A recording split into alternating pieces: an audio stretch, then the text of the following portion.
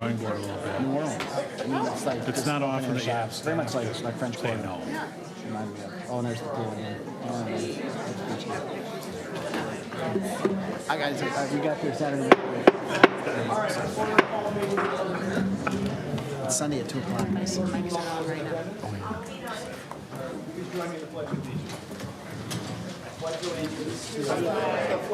The United States of America and to the republic for which it stands, one nation under God, indivisible, with liberty and justice for all.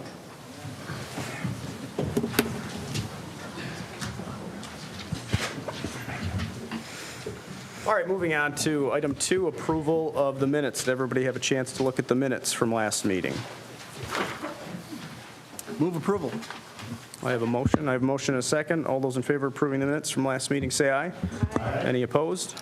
Motion carries. The minutes are approved. Moving on to item 3, the adoption of the agenda. Does anybody have any changes or amendments they'd like to make to the agenda? Seeing none, I'd entertain a motion to approve the agenda. Second? I have a motion and a second. All those in favor of approving the agenda, say aye. Aye. We have an agenda. Moving on to item 4, consent agenda. Approval. I have a motion and a second. All those in favor of approving item 4, the consent agenda, items A through D, say aye. Aye. Any opposed? And the consent agenda passes. Moving on to item 5, visitors and presentations. I know we're joined by both our fire chief and our police chief here today to report on activities of the department. I think we're going to start with Chief Peterson, our fire chief. Correct. Thank you, Mr. Mayor, members of council. I apologize. I was gone a couple weeks ago fighting a fire, so that happens. It was a very long, stubborn fire. It was 14 below wind chill at the time and snowing, winds out of the north at 14. So it was a lovely firefight. Anyway, enough of that. I'm going to give a quick update as far as 2021 goes. So bear with me as we go here. I'll keep it short and sweet, but we'll move on. So just as a reminder to everybody very quickly, our service area cover the city, obviously the township, Delwood, Birchwood, Gem Lake. It's about 35 square miles and just over 40,000 residents that we cover at this time. So we cover a pretty large area, a lot of responsibility within that. One of the things that we continue to be challenged with within the department is our call volume. So we had a little bit of dip with COVID last year, but it was only about 3%. And I thought, wow, that's we're in trouble if it only went down 3% when COVID hit, as much as everything shut down for a while. So indeed, this last year, it jumped up pretty significantly. So it was a 14% increase in our call volume, which is a new record for us as a department, and that trend doesn't seem like it's going to slow down anytime soon.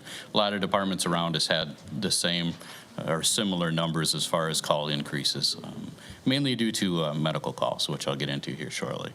So most of the calls we go on are ambulance calls, is our advanced life support transport that we do, and with that, the ambulances are gone a lot of the time. It's about 80% of the calls. This is normal for any fire department that does both fire services and ambulance services. The majority of the call volume will be ambulance services. So that trend continues for us. It's pretty consistent.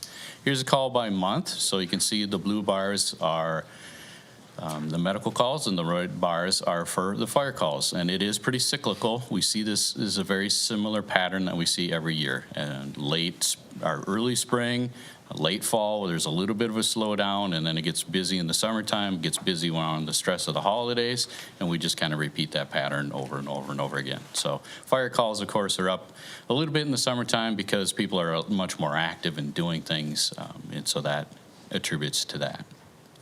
So as far as the major categories go, the software we have, we can drill down pretty significantly. So we have to kind of compartmentalize these as to what does this mean? What are the major categories that we go on? So I put them all together here for you so you can see. So fires, we have 78 of those.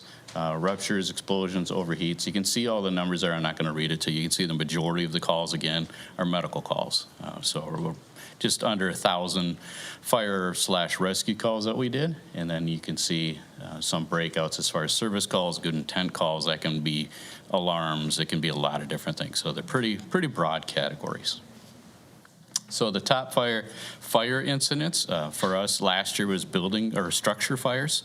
There were 25 of those, and then The other one was cooking, passenger vehicle fires, brush fires, and rubbish fires. And we have a picture coming up here. Well, we're going to get to the medical calls first. I'll show you in a second. As far as brush fires, it was an unusual year. Was on a emergency management call today, and they anticipated another pretty significant wildland season this year because of how dry it is. They expect that to continue this year, which we saw some of that ourselves last year.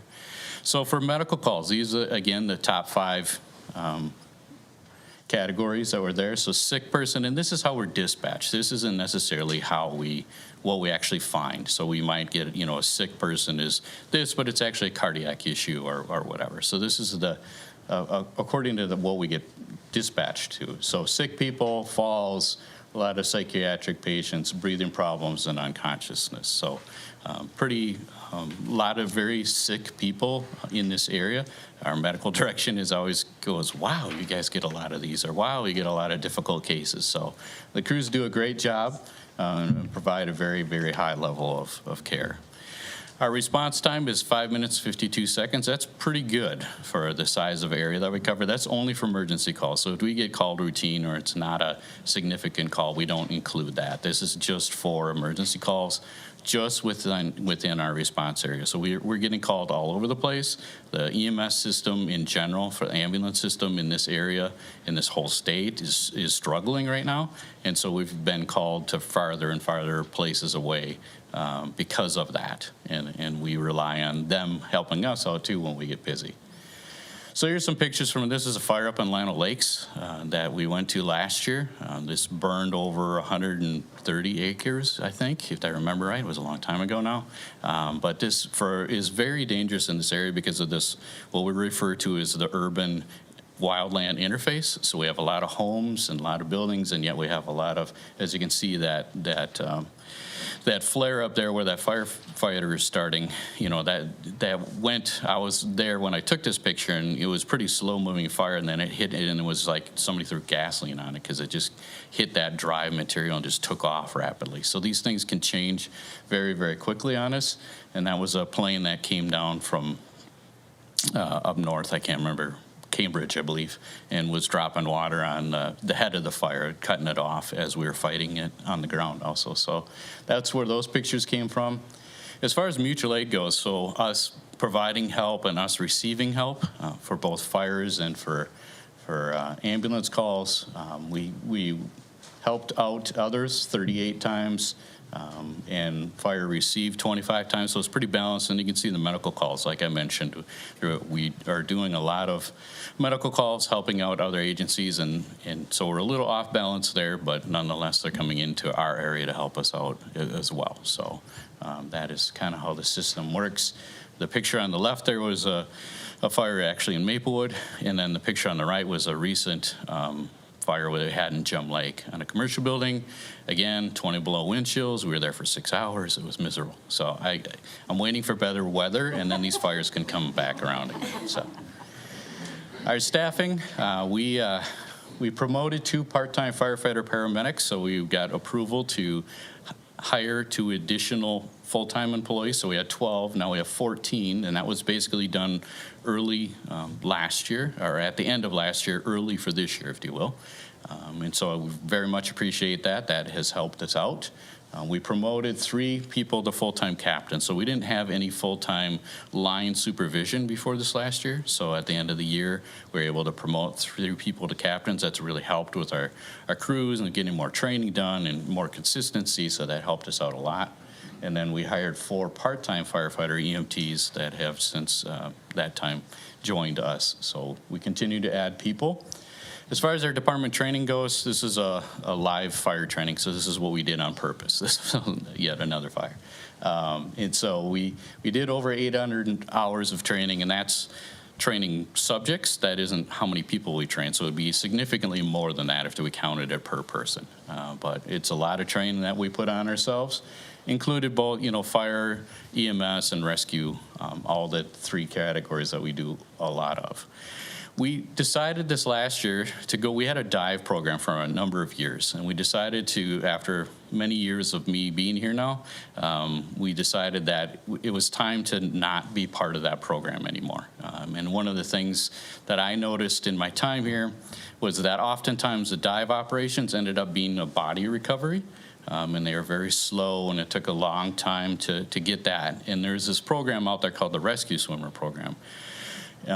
So diving is low frequency, high risk, and so that always makes me a little nervous. And so because of a lot of other factors, I decided, let's take a look at this other program. So we decided to go to what's called a Rescue Swimmer Program. So you still have a snorkel and fins and so on, but it's geared on rapidly getting to somebody and getting them out of the water. So we have plenty of bodies of water within here. And realistically, if you're viable, you're going to get to somebody pretty quick and you're going to get them out. And so this is actually, we were looking for somebody that drowned in the lake last year. This is what this scene looked like. And it took a long time to find the person and get them out of the water. So that was kind of like, yeah, you're making the right decision moment for me. So we're happy with that, and that'll be a good program. Another thing that we added, that device that is being held there is called a UE. That's the brand name, and it is a video laryngoscope, so we can insert it in somebody's mouth and look at their vocal cords, and that helps us to more easily intubate somebody and make sure that we place the breathing tube appropriately at the first try. And with that, we added, so we got that 2 years ago, and then we added this last year what's called rapid sequence induction, which is we use a series of medications to sedate and paralyze people under very specific circumstances. Like, let's say they're seizing and we can't control their airway, and they might aspirate and then cause pneumonia and make them very sick after that event. So this allows us to chemically sedate and paralyze somebody so we can secure their airway, which is a big deal. And many of the agencies around us have been doing this for a while. This is new to us, and so we're very happy to have this. It's a skill we don't do a whole lot of, but it's a big deal that we're trained to it and we're competent in it now. We also added what's called the rescue pump. Might look a lot like a toilet plunger because that's where it came from. There was a lady that a doctor on the West Coast was studying. She had successfully resuscitated her husband 3 times by using a toilet plunger. She stood over the top of him because he wasn't strong enough to do CPR, and she pumped up and down on his chest, and it worked. And they said, there must be something to this. And so the doctor that was aware of this case then went on to do some other research, develop this device. And so what it does is it creates a negative pressure inside your chest, which seems weird, but it creates a negative pressure inside your chest, which helps with blood flow, which then to your heart, which then helps with blood flow to your brain. And one of the things they figured out is that one of the large studies they did is the survival rate went up about 49%. So although it seems like a very rudimentary device, it seems to work really well. And so we added that to how we do things. We also added a program called Hand Tevi, which is specific to pediatrics. Pediatrics, as you can imagine, is very stressful. When you have pediatric calls, we don't have them very often. But when you do, it's a big deal, and you want to make sure you get the medications right and the treatments right. And so this system is designed very specific to that. It's color-coded. They have an app. It makes it a lot easier under those high-stress situations for us. So we added that to what we can do, which is great. Did a lot of community outreach. Did 53 events, even though it was still COVID. So we did a lot still, including all of these things. So a lot of different drive-bys, tours, and so on. We have our community events coming up. And so the council mayor and Councilmember Hughes haven't been on the old 1929 La France yet, but hey, it's coming up. You're gonna have to probably bump some of the people off though if you wanna hang on the back or whatever. So it's a lot of fun, so we'll make sure that's running. So we did all these events and also all of these events. So it was a lot of stuff, and we love the community engagement. We're very much looking forward to doing it again this year. and getting back to some of the things we had to skip last year. So good stuff. We also did early on host a COVID-19 vaccine at the South Fire Station, which was quite an endeavor. And then they realized there was going to be so much demand that they needed to move it to the South Campus because there was just too many people for that size of a venue. So did a lot of good stuff.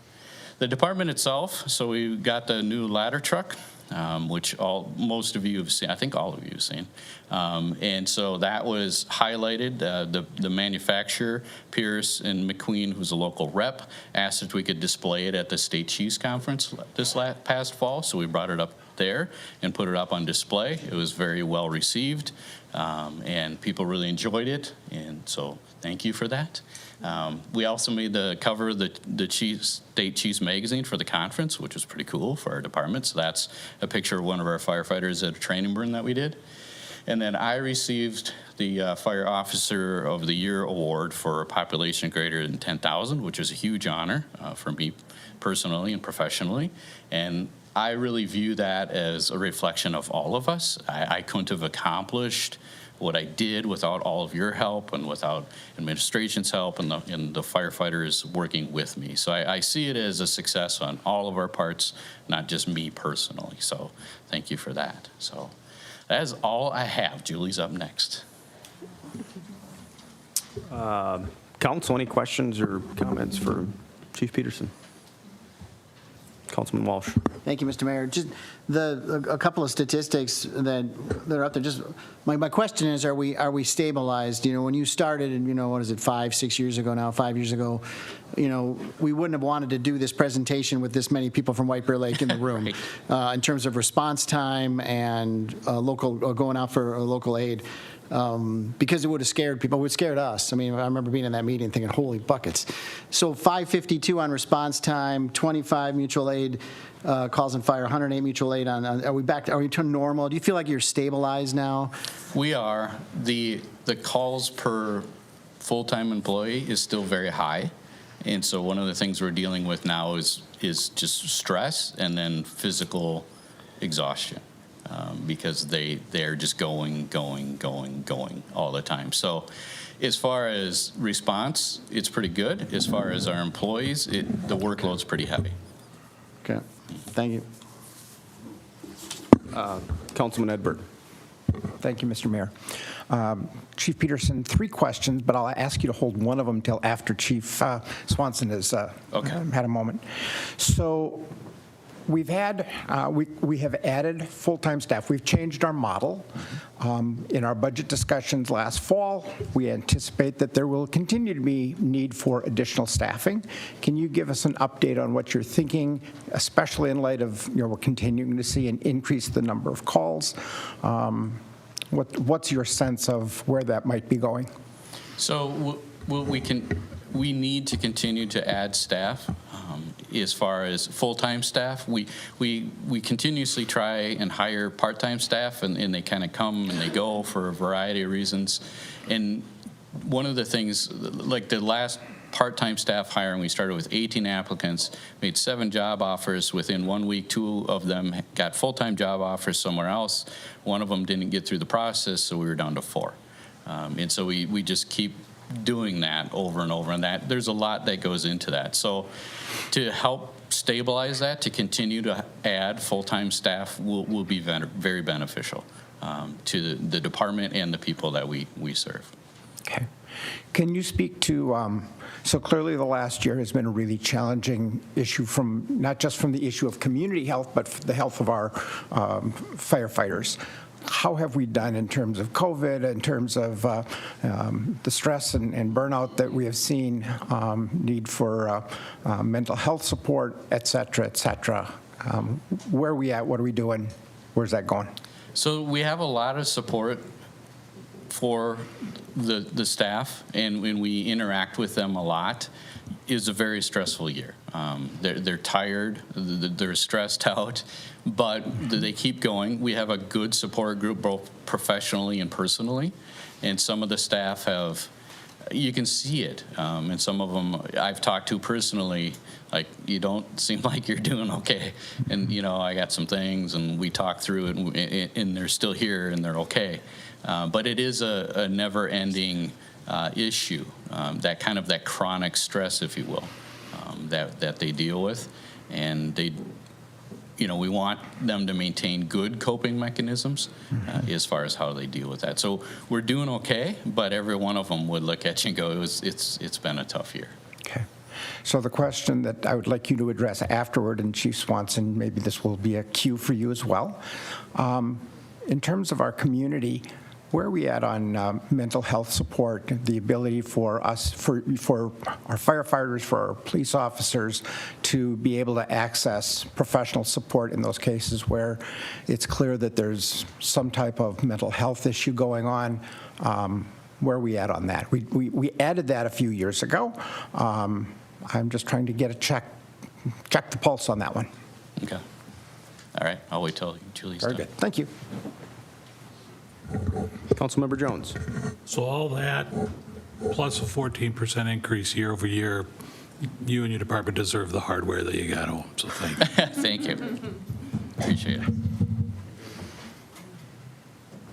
All right, well, I'll echo the thank yous from the council. Chief Peterson, keep up the good work. Thank you. Thank you for all your hard work. Chief Swanson. Thank you, Mayor and members of the council, for having us here tonight. Before I go into it, I just want to also say thank you for the support that you give both of our departments throughout the year. Chief Peterson talked about the equipment and the infrastructure, and we really do appreciate it. We both will say we have the best departments in Minnesota, but that's not without kudos to you and to our community for supporting us, so thank you for that. So our presentations are going to be very similar, just so that you could follow along. So for point of reference, most of you know this, but we do have a big audience tonight. The White Bear Lake Police Department covers the city of Gem Lake and the city of White Bear Lake. So we do not have quite the extensive coverage that the fire department has, but it does keep us pretty busy. We have 31 sworn officers and 10 civilian staff. So we are full strength with police officers, which is a good place to be, and we're actually full strength with our civilian staff as well. So when we talk about the civilian staff, that includes our community service officers. We have a licensing specialist, 2 records, administrative assistants, an IT person that we share with the city, and then we have 1 person dedicated to our cameras, our our media uploads, evidence, things like that. So here's our calls for service, and so a little different from the fire department. We have seen a decrease in the last 2 years, but I really do believe that's attributed to COVID for us, and also for the new model of fire. We have less business, we had businesses closing earlier. There aren't too many bars open in White Bear past midnight anymore, very seldom. And I'm sure that's, even with the opening of things, I think it's because they don't have the staff. And when they're closing at midnight, or 11 even, that really has reduced our calls for service. And you'll see that in our report that we have later on the agenda for the alcohol report. It has decreased our calls for service to our bars. It's decreased our DWI enforcement. And then also like I said, we have less responding because we have a full-time fire model, which is very helpful to us. It's not that we don't go, but we have people that are getting there right away. And so sometimes if we are prioritizing calls, it's very helpful to the police department to have that. And then also there's less traffic in the city with COVID. It was kind of a ghost town for those couple of months in 2020. So there's a significant decrease, but I expect that it's going to go up.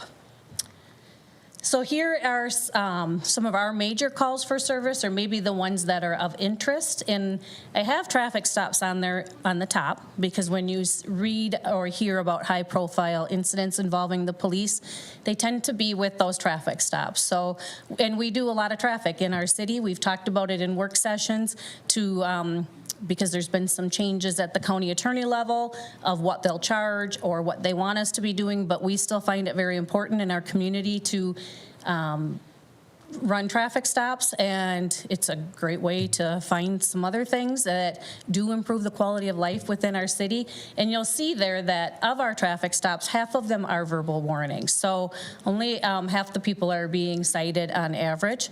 And then at one point, when I first took over as chief, we had over about 300 DWIs a year. And a little bit of the increase for that is because we had a DWI officer for 3 years.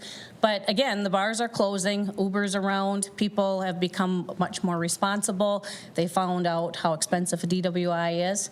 And then I have the assault and disorderly conducts together. And the reason that I have those broken out is the assault calls there are more or less arrests or citations that were issued for assault or domestic assault. But a lot of those calls also fall under the disorderly conduct. That's a very broad topic that we use, or call type that we use.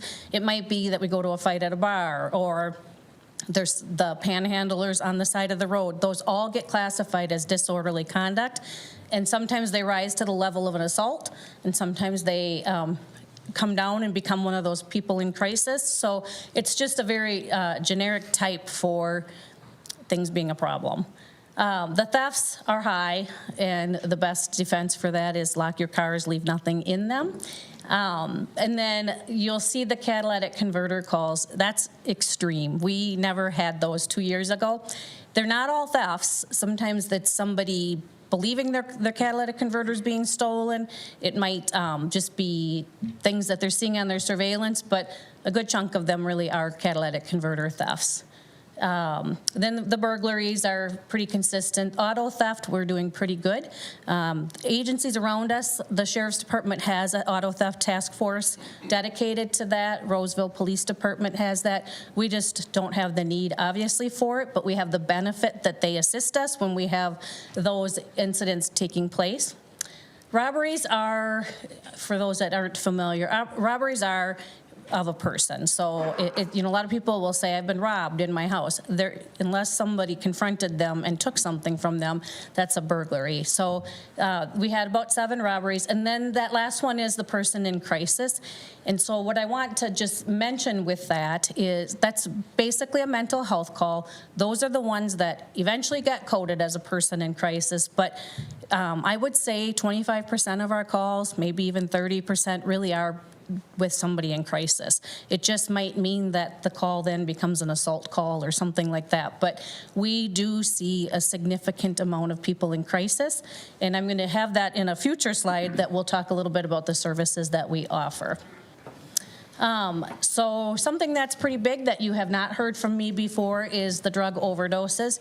So there's a website that we all track on in Minnesota, and it's the OD mapping. And so when we have an overdose, we do put that in there. That's our media tech person takes care of that for us. So in 2020, when we started it mid-year, we had 16 non-fatal and 5 fatal. And then in 2021, we dropped down a little bit. And this year we have it's 2 non-fatal because we had 1 today, and then 2 fatal. And those 2 fatal actually took place on the same day. So it's a concerning number. And I have Ramsey County's overdoses for the past 30 days here. I mean, those are big numbers because they are taking resources of the police department. Just one person doesn't go to that. We usually send 2 or 3. The fire department has to go. Our officers do carry Narcan, and we do utilize it several times a month. And again, we're probably not tracking the greatest with those. One thing of note is our records management system is pretty outdated, and as you remember, we're updating that this year, so we will have better statistics in the end. But again, those are pretty concerning numbers because they're significant. And then the weapons calls. So the reason that I put these out there, because like traffic stops, these are the other ones that usually cause concern for the police department. So we've actually had 3 shootings in our city, which I've been here 22 and a half years, and we haven't had 3 shootings in a year in my career that I know of. One of them was of a person. They were shot. They were transported. It was not random probably, but it was concerning. He was in the home and he was in a room where kids stay. The kids just didn't happen to be there that night, so he survived it.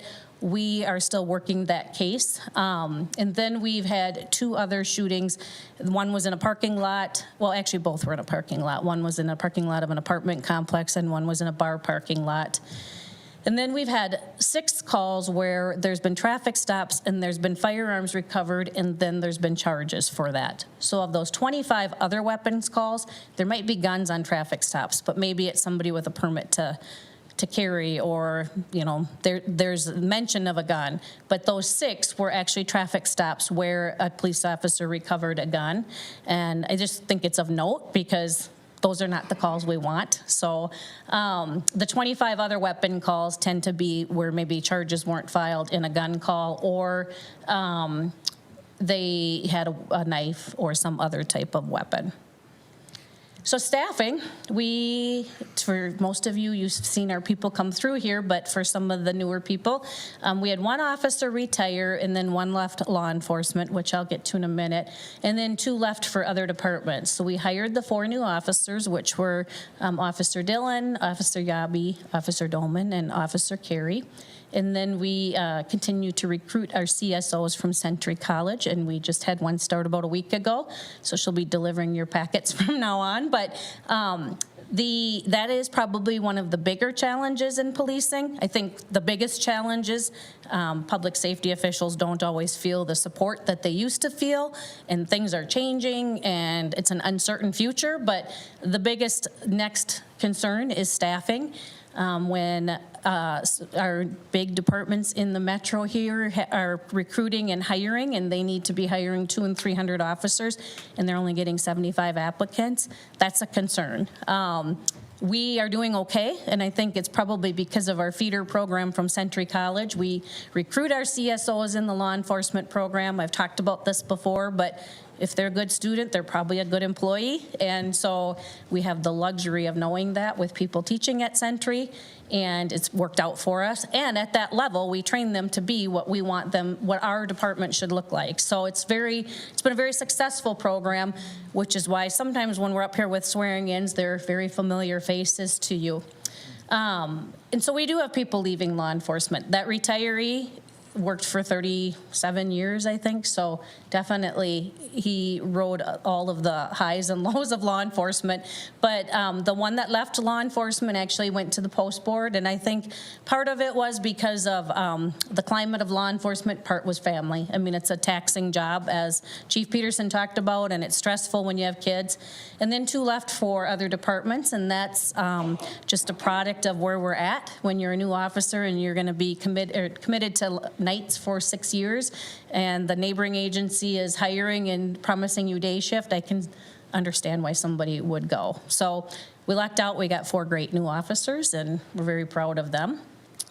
And then a little bit on the department training. So we have to complete 48 hours of training every 3 years for our licensing cycle. That's dictated in state statute. And there's a lot of discussion about how officers are going to be trained, not only at the school level, like when they're getting their degree, but also post-degree and when they're working in an agency. So they train annually on use of force, and then driving school every 5 years is required. We send them every 4 years, which is a good thing because with COVID, classes got canceled, and if you don't go within the 5 years, you can't drive emergency operations. So having it be a 4-year cycle for us worked out a little bit better. But we trained over 1,750 hours on our 31 officers in 2021. And that's a good number, but as you can imagine, we're doing a lot of training. And they're mandated to receive training. So in a minute here, I'm going to have either Paul or Sam click on that link, and we'll see how good my PowerPoint skills are. But officers are mandated to receive training in the crisis intervention, mental illness, conflict management, mediation, recognizing and valuing community diversity and cultural differences, to include implicit bias. So 16 of the hours that they get of the 48 have to have those items in there. So each year we do some department-wide training, and we make sure that we cover those topics every 3 years, because my license might be renewed this year, but somebody else's might be next year. So we have to always have that on a cycle to ensure that we are getting all of the appropriate training. So this link that I'm going to have them click on in a second is just one of our trainings. It's a very short video. It's the use of our CERT team, who we use as role players quite often. They're very good at that.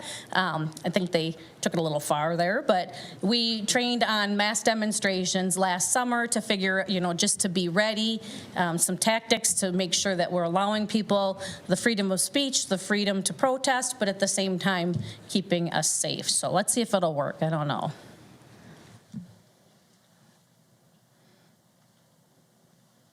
It's thinking. Is it?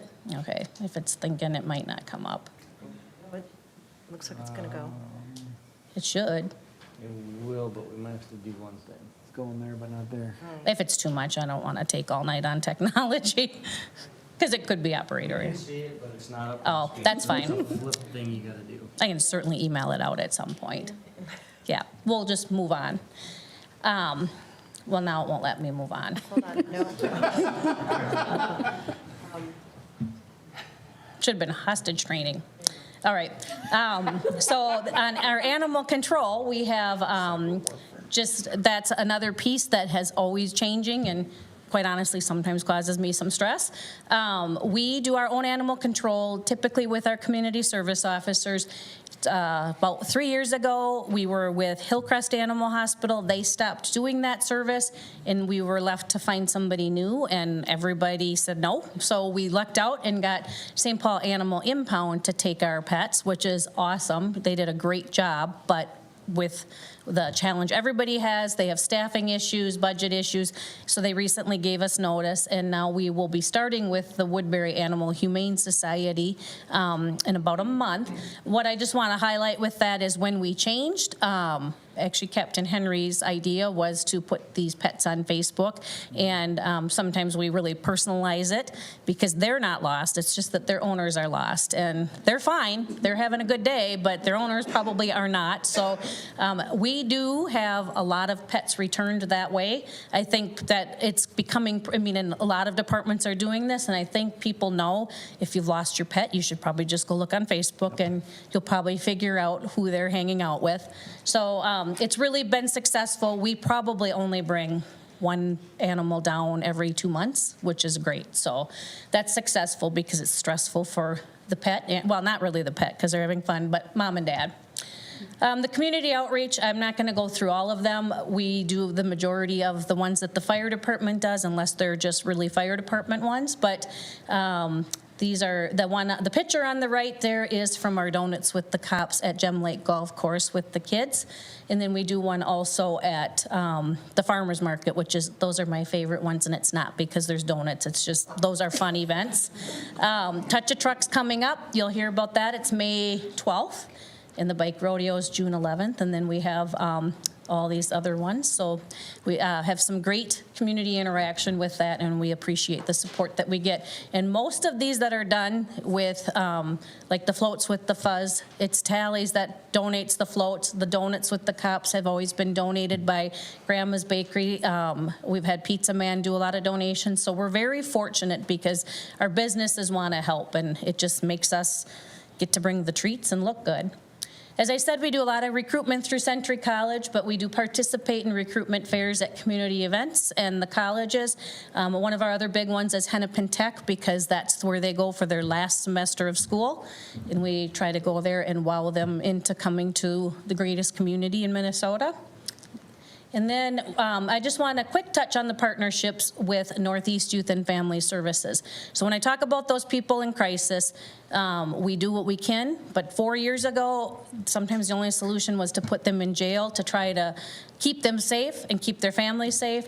And that does still happen, but we have enlisted the help from Northeast Youth and Family Services. We have a community advocate, Marley Yang, and it's a shared caseworker with White Bear Lake, Roseville, Mounds View, New Brighton, and St. Anthony, and it sounds like North St. Paul would like to jump on that. But when we have a case such as hoarding, or it might be housing, or it could be mental health, that somebody's off of their meds. They're afraid of us, but they are more willing to work with a caseworker. And they might have a caseworker, which is great, but that caseworker isn't going to work with the police, but it will work with Northeast Youth and Family Services. So it's very successful. We've had a few meetings with her recently, just because they're going through changes. We want to just make sure that continues. It's a program that's much needed. Some of our neighboring agencies are bringing on full-time staff because it's much needed. I don't know that we're there yet, but I think in the future that is probably something that's going to need to take place. And then just quickly, we have partnerships with some other agencies. So we have the Violent Crime Enforcement Task Force, which we have one police officer assigned to that. So he basically works under the direction of the Ramsey County Sheriff's Department, but handles drug cases throughout Ramsey County. And then if we have one here, he is on it and taking care of it. And then he does a lot of tracking with our overdoses. We do have one member on the SWAT team and one SWAT negotiator, and these pictures are from SWAT. A couple years ago, the SWAT officers went and visited kids at Children's Hospital and just brightened their day with their superhero costumes. So on the left, Robin is Sergeant Tuma. So one thing that's changed with SWAT is that not so many people, or we don't get called out quite as often, or we don't call them out. There's a lot stricter criteria to utilize them, just to make sure that we're keeping people safe and keeping the suspects safe. If they're certainly hurting somebody, they're going to come. But if they are not a threat to everybody, we might walk away from it and just let them calm down and try again the next day, which seems to be successful. Mobile Field Force, we have one officer on that. Officer Hook is on the bike response team. So when you see the protests and the riots and the cops on bikes, you'll probably see a White Bear patch. That's him. He responded an awful lot in 2020 and 2021, unfortunately. He and our SWAT person get deployed basically every time there is going to be a protest. We work a lot with the BCA on high-profile crimes, such as our fraud, sometimes our shootings. They're a great resource for us. And then again, we have a great partnership with our suburban agencies. So unlike the fire department, we don't necessarily provide a lot of mutual aid because we have police departments around us, but they certainly back each other up.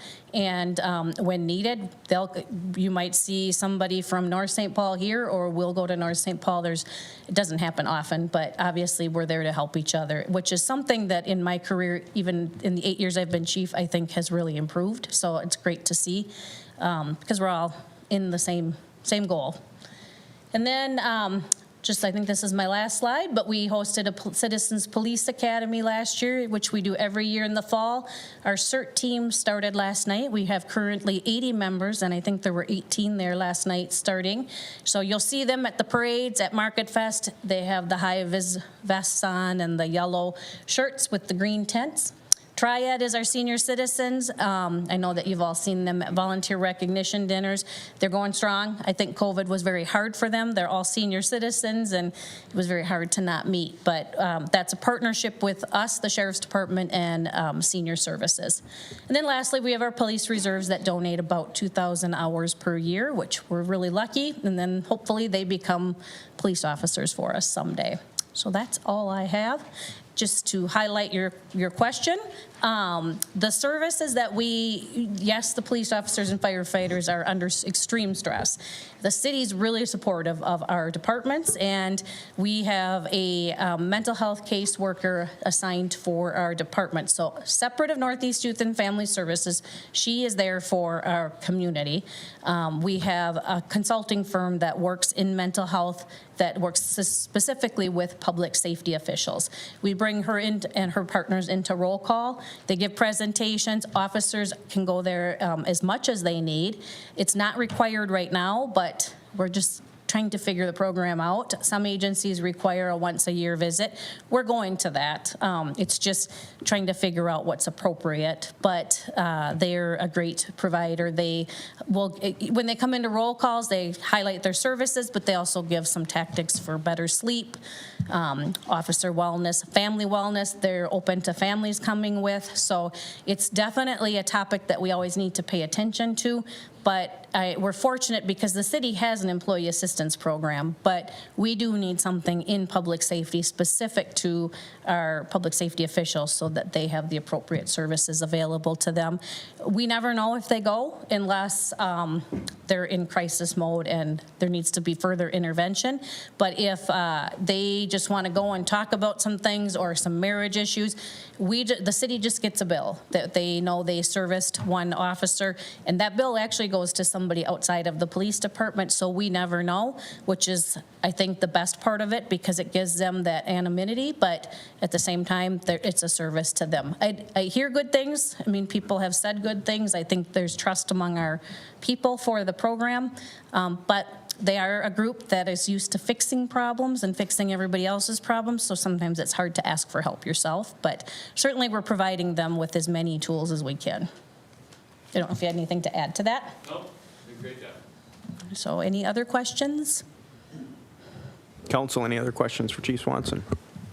Comments? So either I bored you or I was really informative. Councilmember Edberg. Thank you, Mr. Mayor. So catalytic converters, what can we do? What is there any hope in sight? That's the one thing that pops up like all over the place. Any perspectives or insights? I think our mayor probably has some insight to it because I think you've done some work with that, right? But we have hosted. He's behind all this? No. Wow. We have, we did host a catalytic converter event last summer where we marked catalytic converters with their license number. If you spray paint them, allegedly you can't sell them, which is great. A lot of dealerships are providing guards for them for about $300, which is really a great idea, especially if you own a Mitsubishi. They do have that, and I would say that's $300 well spent. So there's a lot of focus on it at the state level, the federal level. Let's just hope that we come up with a solution. But in the meantime, I don't know if you've seen it, but there's a video from our community that somebody did that in less than 7 seconds on someone's car in broad daylight when the people were home. So it's alarming. We have an alert out right now for one of our catalytic converter thieves. So, I mean, we're getting some results, but there's another thief right around the corner. I'm just going to expand on that so you don't think I'm the guy taking all the catalytic He's converters. In my day job, I work with auto dealers, so I'm plugged into this issue. To expound on the chief's answer, the issue with catalytic converters is they're not traceable. They're not labeled in any way. So you can steal them and kind of operate with impunity as you work your way through the stream of commerce. So I'll just echo what the chief said. There's a bill in Congress to try and address this. There's lots of efforts being done at the state level, and then there's sort of a grassroots effort, I can tell you, with franchise new car dealerships in the state that are working on a pilot program that provides free of charge labels so that at least helps track them when they are stolen, and we can actually help law enforcement have that tool to prosecute them and ultimately put the bad guys in jail. So again, not me stealing the catalytic converters. Go ahead. One other. So carjackings has been a major topic, and we hear lots about it. I didn't see it on the list. Maybe it was there and I just didn't catch it. We didn't, and that's a good question. I'm assuming you're asking how it is in our city? How are we doing? What's been our experience? What should we be thinking about? Right. So we really have only had one in the past. I don't think we had more than the one last year, but we had one of a delivery driver, and we ultimately got the car back, but it's not, certainly not affecting us like it is other communities. And again, like I said, we have a great resource with the Sheriff's Department, with some of these other agencies that are doing auto theft tracking. We don't have quite the problem that they have, but they certainly will help us out when we do have it, because that's what their goal is. So we're so far so good. Thank you. And I think maybe missed another question. Yeah, thanks, Chief, for being here. I spent last week with the city manager at Dispatch, and I'm now even more confused about what happens on calls. But one of the things you said is with the drug overdose, you get those calls. Do you get those calls? Does the fire chief get those calls with EMS? Like, how does that interaction work? And only because I'm just wondering, how does that work? So we both get it, and it's hard to say who's going to get there first, but those are concerning calls, because drugs are involved, and so we obviously need the medical professionals to take care of them. But we do go to all of those. If an officer's there first, they'll give them Narcan, and then, obviously there's a safety concern because it's involving drugs, and drugs are illegal. So when I say that we don't go to all medicals, for sure we do go to those medicals, but they come into dispatch and they create the police call, and then they send it to the medical dispatcher probably, and then they get dispatched and we get dispatched, and in the perfect world, we end up there together at the same time. Okay, thank you. Any other questions? Chief Swanson, thank you again for all of your hard work and Thank you. all the work you put in with the officers, and keep up the good work. Keep us safe. Thank you. Thank you for having us, and again, thank you for supporting both of our departments. Thank you. Want that? Okay, we're going to move on to item 6A, resolution ordering improvements, approving plans and specifications, and authorizing advertisements for bid for the 2020 pavement rehabilitation project, city project number 22-01. Mr. Copy. Thank you, Mayor, members of the council. So tonight, I'm going to repeat some of the information that we've done over the last few actions on this item, just for the sake and benefit of those that might be in the audience for this item. So our pavement, the city's pavement rehabilitation projects start with our 5-year capital improvement program. So each year we analyze and look at all our streets. In the spring, we never know what the winters are going to do. So we review those pavement conditions every year, and we prioritize on a 5-year cycle. That's about as far as you can really project out. We know there's going to be needs well beyond that, but that's kind of the cycle that we can kind of predict and try to plan our projects. So this year, our focus is in the area that is immediately west of Highway 61 and north of County Road 96. We're doing about 2.9 miles this year, 2 miles of it being mill and overlay and full pavement replacement, and about just under a mile as full reconstruction. So we've been focusing on areas that are currently don't have an urban section, meaning curb and gutter and storm sewer, kind of old street sections. So we've been trying to hit a few of those each year to ultimately get all of our system up to a modern urban section. So the project really starts with kind of notifying the neighborhoods. We had a neighborhood meeting the last fall. We prepared a feasibility study. Council accepted it back at the, and I'm going to mess up, the February 28th meeting. That went over and said the project is cost-effective, necessary, and feasible is kind of the test for these to move forward with a project that we propose assessments on. And that's all done under statute 429 of Minnesota state statutes. So I'm going to go on and hit the scope a little bit. So again, like I mentioned earlier, we're going to do full pavement replacement, meaning that we're going to take up all the pavement, put it back. The pavement's in poor enough condition. The curb is generally in good condition, so we can just replace it. There's some newer, small areas of newer pavement that we can just mill off the upper surface, put a new wear course on, which is the cheapest solution when we look at pavement rehabilitation. And then finally, those that need full reconstruction, where we're going to add, so we're going to dig up the street, we're going to put curb and gutter in, new gravel section, full new pavement. And then those all include any kind of storm sewer improvements. We typically try to get any water and sewer repairs done at that same time, so we don't have to dig the street up a few years from now. We work with homeowners to look at their private sanitary sewer services. So if repairs need to be made, now is the time to do it. We have a little A number of years ago, a program was developed to help offset some of those costs so that the homeowners do that to help preserve our road for a much longer period of time. We'll also look at, we have about a dozen water services that we're unsure of the material. We're going to quickly excavate those to make sure that they're of a modern copper product. If we have galvanized or lead services, we want to get those replaced. They either fail or, in the case of lead, we're not allowed to have those anymore, so we need to replace those with copper. In those cases, the homeowner would also pay a portion of that cost. We'll get to that in a little bit. We also work with the private utilities to do any repairs, replacements.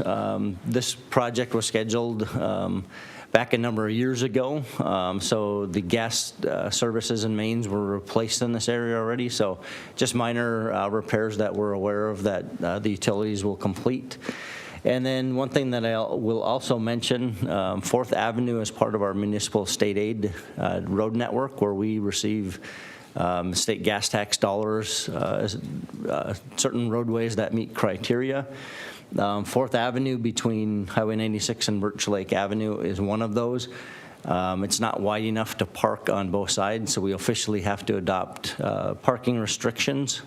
That'll be one of the recommended actions later on.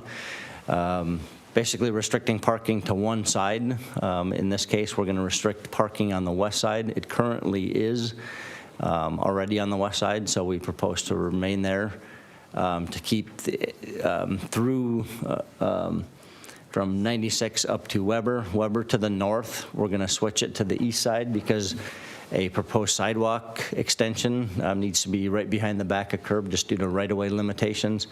And I'll show that next with the sidewalk improvements, what I'm talking about.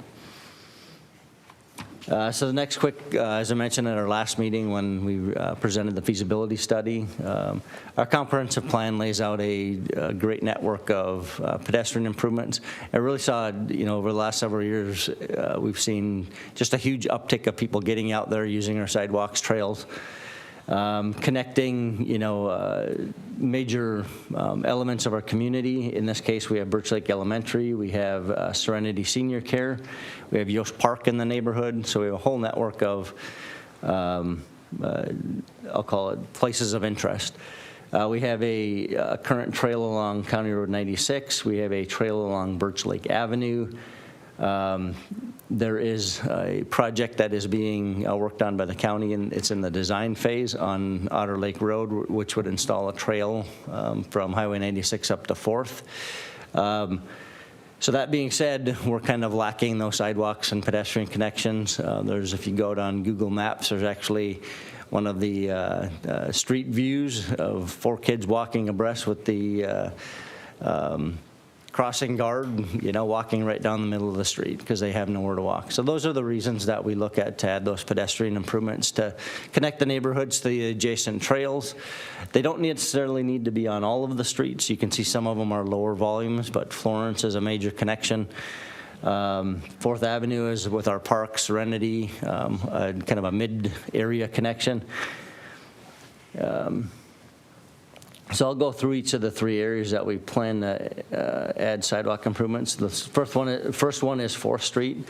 As you can see from the diagram on the screen, we need a small connection just north of Highway 96 up to the Yost Park area where there's already a trail through the park right along 4th.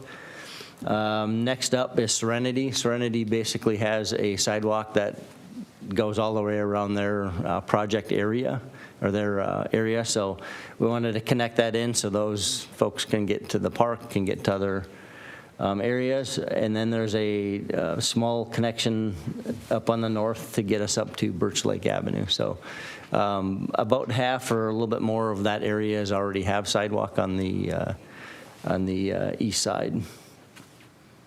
Next up, I have Florence Street. So our proposal is to extend sidewalk from Serenity at 4th over to Birch Lake Elementary, giving those kids that live in the neighborhoods to get there and be able to walk to school. At the far west end of Florence, there is a connection into the elementary school, so it basically connects that out into the neighborhood. And that is proposed to be on the north side. I'm going to take one moment. So as we look at, the 4th Street was a pretty easy, answer of where we wanted that sidewalk. There was, the majority of that area was complete on the east side. Florence is an area where we had to look at all the different conflicts, such as trees, removal of trees, a lot of private utilities, whether they be power and communications pedestals. We have power poles. We have our own utilities with our hydrants. We have grading impacts, how steep are the areas. So we really look at all of those and where it makes the most sense. And in this case, for Florence, the north side makes the most sense, from minimizing those impacts to all of those things that I just mentioned. Next up, we have Karen. So there's currently, just north of the segment that's shown on there, there is a kind of a side yard trail that already goes through there. So it goes from Eugene to the north up to Florence. There's already a connection through that area. So in the comp plan, it showed to continue that connection down to Highway 96. So those are the 3 sidewalk improvements that are being proposed as part of the project, again, laid out in the city's comprehensive plan that was just adopted last year. Next up, I'm going to get into the costs and assessments. So as I had presented last meeting, the total project cost is just under $3 million at $2,905,000. Of that, roughly, we, per the city's assessment policy, looking at all of the different entities, we look at assessing approximately 1/3 of the costs. Overall assessments for the project would be $786,000, with the city contributing the rest of that. One thing to note is that we take out the cost of sidewalks. It was, as part of the city's policy, is that we do not assess for those sidewalk improvements because they benefit the entire community as a whole. So those are paid for, taken out of that kind of calculation to look at that third. So up above, so we look at each of those types of construction methods. I won't repeat all of them, but the proposed assessments at this time are shown above. We're hoping for good bids this year. Obviously, we have some very high, quickly rising gas prices. We don't know where they're going to be at over the next several months, so we may see an uptick in costs, both from a construction standpoint with the equipment and vehicles that are needed to do the project, but also the cost of the oil that's used for the asphalt paving. So it affects us at all angles of a project like this. So, but we do include some contingency in this, so that hopefully, we can absorb that through the contingency and not go above what we have estimated. But once we take bids, we would bring that back to council for consideration if we see something way out of line. Next up, so we look at the area for the assessments. In this case, we are proposing a 15-year assessment period. We typically, the assessment rate is 3.29% over our bond rate. In 2021, it was 3.29%, so pretty low interest rate that our residents see for having this type of project assessed. They also have the option to pay up front if they don't want the project costs to be assessed to their property taxes. And they would be payable 2023 taxes. Typically, we hold our assessment hearings in September once the project is complete, for a couple of reasons. That we do, like I mentioned, we have those sewer wire replacements. So once we get in there and know exactly what those costs are, those residents would have that added to their assessment costs. And then if we have to replace any of those water services, there would also be some responsibility by those homeowners for those assessment costs. So it makes sense to do it at the end of the project for that assessment hearing. What'd I do? There we go. So project schedule-wise, I won't repeat the entire schedule, but this kind of tracks what's up on the screen, where we've been and where we're going. So next steps would be if, after the public hearing tonight, if council elects to move forward with the project, we would put an ad out for bid tomorrow, which would appear in our local newspaper next week, which is required by state statutes. That we hold a certain bid period. Then we would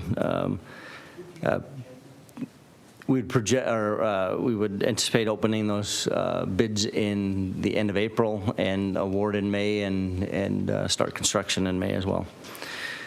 So before I get into the recommended action, so a public hearing is required by state statute to have council consider all information regarding the projects, allow those affected property owners to voice their concerns, or whether it be opposition or in favor of the project, so that council consider all of those, take all those considerations before they take action to move forward with the project or not move forward with the project. So finally, we recommend that council hold the public hearing this evening, and if they feel so, staff would recommend council adopt the first resolution ordering the improvements, approving the plans and specifications, and authorizing staff to go for bids on the project, and a second resolution that would establish parking restrictions on 4th Avenue in accordance with our municipal state aid requirements. I'd be happy to answer any questions before you open the hearing. Thank you, Mr. Copy. I think we're going to jump right into the public hearing portion of this at this time. I've got one name on my list of someone, so I'm going to open it up to the public for those that want to speak on this issue. I have a Cindy Herring on my list. Is she here? Please come forward.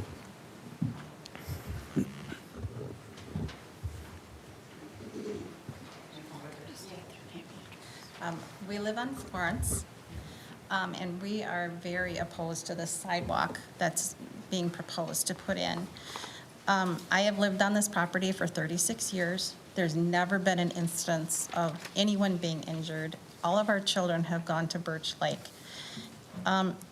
Our street is not a busy street at all, and there's cars that do park on both sides, which actually keep our neighborhood the traffic going slow. Right, slows people down. Yep. The reasoning for the city that we have spoken to for wanting the sidewalk is to connect to Birch Lake sidewalk and to keep the children safe. First of all, we don't have more than, I don't know, There's 0 kids. 0 kids walking This from year. that side going down the sidewalk. Can you just state your name and address for the Carrie record? Arcan, 1784 Florence Street. Thank you. Sorry. Last year there was, I would say, I work from home, 3 kids that would go up and down the street for school during very quiet times. There's no traffic. And this year there's 0 kids. You know, I don't know who all these children are that are to be traveling up and down this road. I don't know if any assessment is made from the neighborhood themselves of who lives in these houses, but many of us, especially on our end in the 1800 block, many of us have been there for many years, and our children are older. There are no children on our end of the street. So, and I understand it's to build for the future, but it doesn't make sense. The reasoning, again, was to have it safe to get to Birch Lake. The problem is that the school year is mostly winter months. You know, you have snow, feasibility, November, December, January, February, March, some of April. If you look at the sidewalk on Birch Lake, not only is it not in good condition, it's not passable. It is not plowed. It is a complete ice rink and is not usable for the kids. They have to go around into people's yards because that sidewalk is not usable. So to expect them to go down a sidewalk that's not going to be maintained with all ice, to get to a sidewalk that's all ice, doesn't make any sense at all. It's not safe. It's just not safe.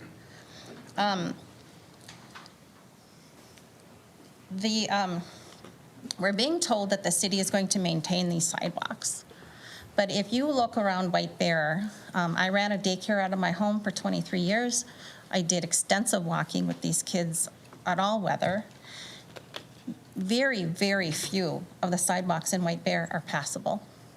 They just are not usable. They're dangerous. And we walk in the street. My husband and I now go walking. We always walk in the street because the sidewalks in White Bear are not being maintained. And they are just like a big skating rink. So again, it's just not, The justification. there's no justification for it at all. It's also unreasonable to ask the residents, especially those of us that have been there a long time. Many of us are older now, and you're asking us then to maintain those sidewalks.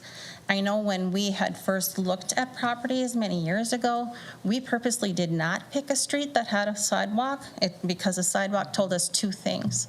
First of all, that meant to us that it's a busy street, and we didn't want to be on a busy street. And second of all, we didn't want the liability of having to maintain that. And now we would have to maintain that. Not only that, but we knocked down the house next to us. That was a problem for the city. We took a lot of expense for that. It's been quite the ordeal. And 2 months later, we found about this road construction project, and we're being hit with over $5,000 in assessments for a property that doesn't even have a house on it. And we would have to maintain that sidewalk as well. So, you know, it's hitting us kind of unfairly. There is a lot of trees that are going to be taken down. I know when we took down trees on the property that we acquired, the city came in and said, you can't take down those trees. You have to pay the city the value. You had to take the circumference by the height, and you have to divide it, and then you owe so many hundreds of dollars, sometimes thousands of dollars per tree to the city to have those trees taken out, even though we were doing ourselves. Now, it wound up that we did not have to pay those because they were cottonwoods and other disadvantaged trees. But the 2-for-1 proposal that's being offered to neighbors in the community that they'll plant these trees. First of all, we won't ever get to see the shade because I don't know how many of us will still be alive by then. But the other issue is they're not getting value. I know many years ago when we considered moving, the realtors told us each tree of those sizes are worth thousands of dollars in value in houses because they look for things like that in a yard. So you're talking about each of the neighborhood, people in the neighborhoods losing their value of their homes by taking out all those large trees. And it's for a sidewalk that we don't need or want on our street. You want to go? I don't know that I have anything else to add. I know. I guess. Go ahead. Oh, you got more? No, go ahead. I know, like at Yost Park, where they are proposing a sidewalk, which we do support because it makes sense because it would connect. There is already a sidewalk going down 96. There's already a street over going down Birch. One on Florence is just not necessary. And then there's a construction going in on Birch Lake School as well on that end. We don't even know if that sidewalk is going to stay there.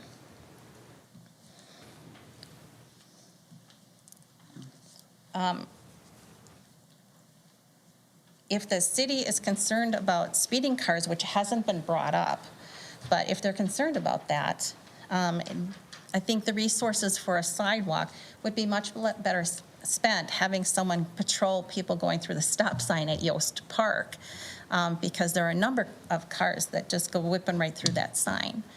That's a dangerous situation because there are crosswalks there and the cars aren't stopping. And I want to add something to that as well. I walk and run White Bear, I have for almost 20 years. And so there's a sidewalk on Birch Lake.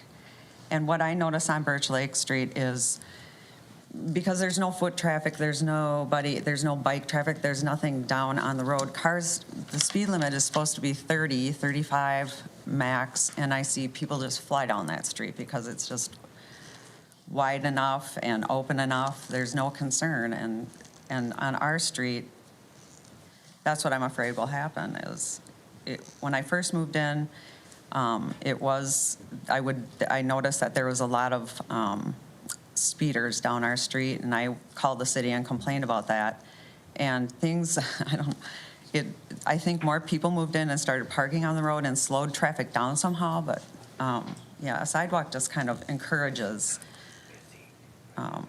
people not to be as concerned about what's going on the streets.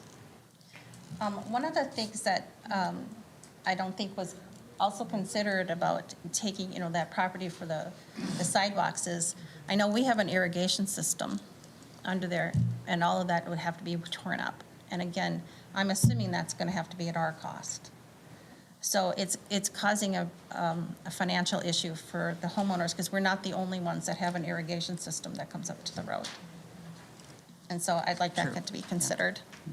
And this is we had our entire yard pulled out, had it reconstructed, put the irrigation system, and 2 months later, the city came in and tore up our whole front yard to put in some sort of pipe that we didn't know anything about. And they said it would last 2 days.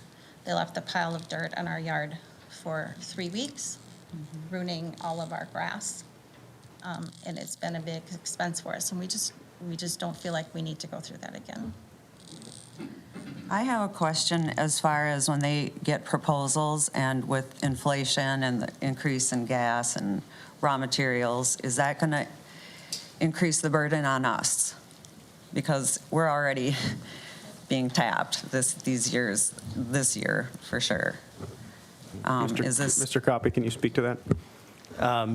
As I mentioned in my presentation, once we get bids, we'll bring that recommendation back to council. We'll look at it financially to see how those that cost burden would be split, if there is any. As we do our estimates, we keep a contingency in there for the unknowns such as this until we really get bids. I've been doing this 20 years, 25 years, and I haven't had a time where I've had to come back and significantly change those assessments. Not to say that what we're seeing this year will, there's not enough bids out there yet for us to react to yet. So really we're going to go out for bids, analyze what we get, and bring it back to council for consideration. Would they ever consider postponing another year or two until prices come down? I mean, that ultimately is a decision for the council in terms of moving forward with it. So that's what we're ultimately going to discuss. We're at this phase right now, which is to go out for bids, and then ultimately we'll look at what the cost is and decide from there what the appropriate course of action is. Yeah. I noticed on the project scope that the proposed sidewalk was listed, and it was addressed to us as a possibility that they were thinking about. It wasn't, I guess we didn't think it was part of the actual project. I know there's a number of our neighbors here that are opposed to this. We know of a couple people now who are looking at moving if they put it in because they don't want it in their yard. So I would ask you to consider that, really the reasonability of having the sidewalk. We're not against, the road construction or whatever that needs to be done, but the sidewalk is just plain unnecessary. I think the funds can be used so much better somewhere else. Thank you. Thank you. Does anybody else from the public want to speak to this issue? Yes, ma'am. Yes, please.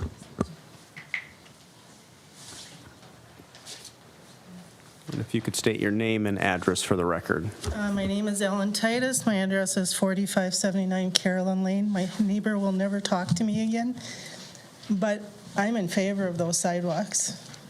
My husband and I walk. We prefer to walk on a sidewalk. We have grandchildren. It'd be nicer if they could ride their bikes or trikes and walk on the sidewalk. We go walking when kids come home from school. They are on the street. It would be nice if they could walk on the sidewalk. I understand what Cindy's saying, and their yards are going to get tore up, and if it was my yard, I'd be happy to have the sidewalk. I grew up with sidewalks. We roller skated on sidewalks. So, and nobody has to pay for those. The city, you said, would pay for those. So I'm actually in favor of those because as an old person, we walk, and it's nice not to be on the street. So that's my opinion on the sidewalks. Thank you. Is there anyone else that would like to speak? Yes, in the back.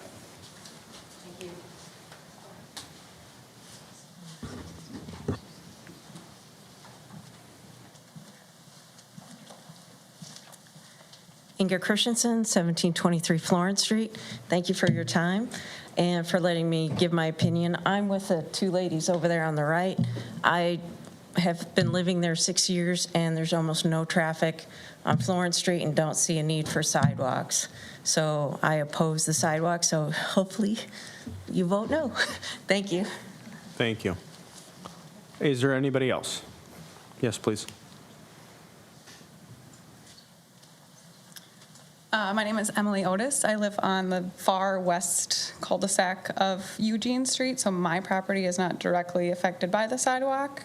However, those that live on Florence probably see me and or my husband every single day walking with our 1-year-old.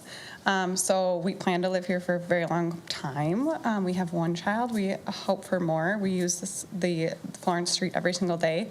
I think the biggest factor in this comes down to who's going to maintain the sidewalks, because we purposely walk on the street of Florence every day because the street is plowed. We are unable to walk down Birch Lake. We are unable to walk down 4th Street. We attempted to walk down 4th Street sidewalks today. They're not maintained. So obviously I'm pushing a stroller, but looking at anybody who is older, who is trying to maneuver and on the icy sidewalks. We do have snow anywhere from October through March, April.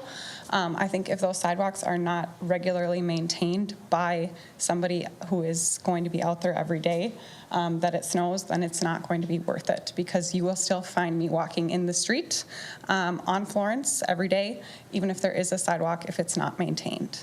I would hate to have the Florence Street homeowners have their yards dug up in order to see me pushing my son in a stroller down the street instead of using the sidewalks. So, thank you. Thank you. Anyone else? Yes.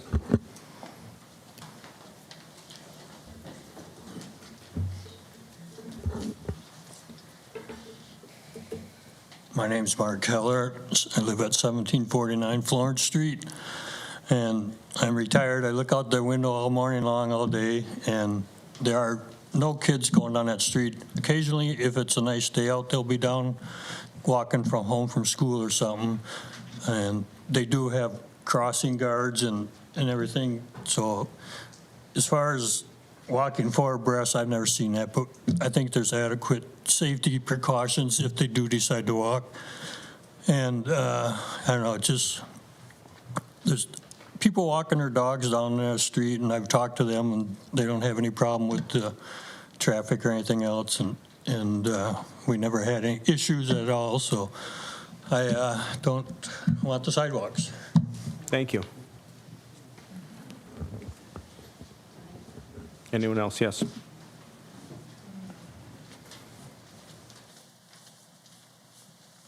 My name is Judy Nelson. I live at 1808 Florence Street, so the opposite side from where the sidewalk would be, but I have to agree with them all. I've lived there for 36 years. My husband and I are both retired, walk in the street by no problems. I, too, have worked from home, and now I am retired. Again, we don't see kids walking down the street. I have seen people running, people walking, people biking. Never been a problem. Like I said, 36 years, no speeding cars. And if there were some, I think that's the issue, not kids walking in the street. Thank you. Thank you. Yes.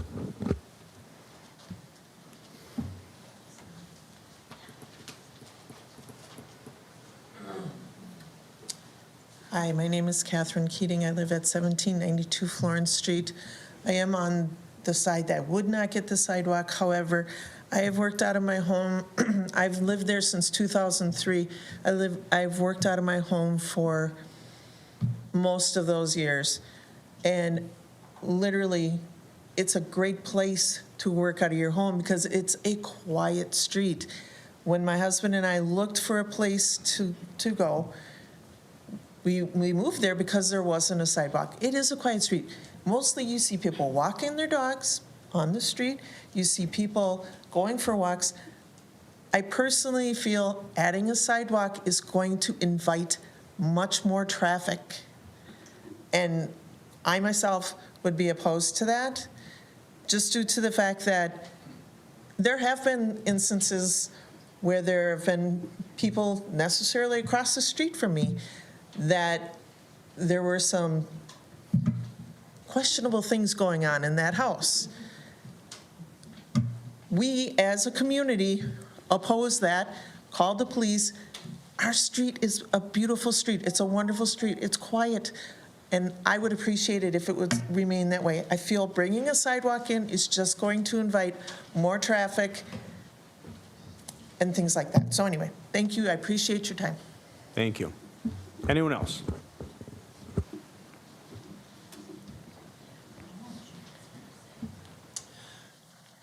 Cliff Eklund, 1905 Weber. We're right across, well, on the north side, opposite of Florence. And our side is pretty much the loading, unloading dock for everything that goes into the care center. My concern is, I mean, that street gets ripped up quite a bit. You can imagine with semis turning to try to back up into their area to unload. I guess I would think, or maybe they could consider to parallel park their semis along the curb instead of trying to pull forward and back, and the street gets dug up a lot, and it gets patched in that area there. They parallel park downtown White Bear Lake and unload just fine. They don't back into a lot of places. So, and the other thing with that, with these people talking about, we get a lot of traffic on Weber. All the employees coming in at 6 in the morning, leaving different shifts.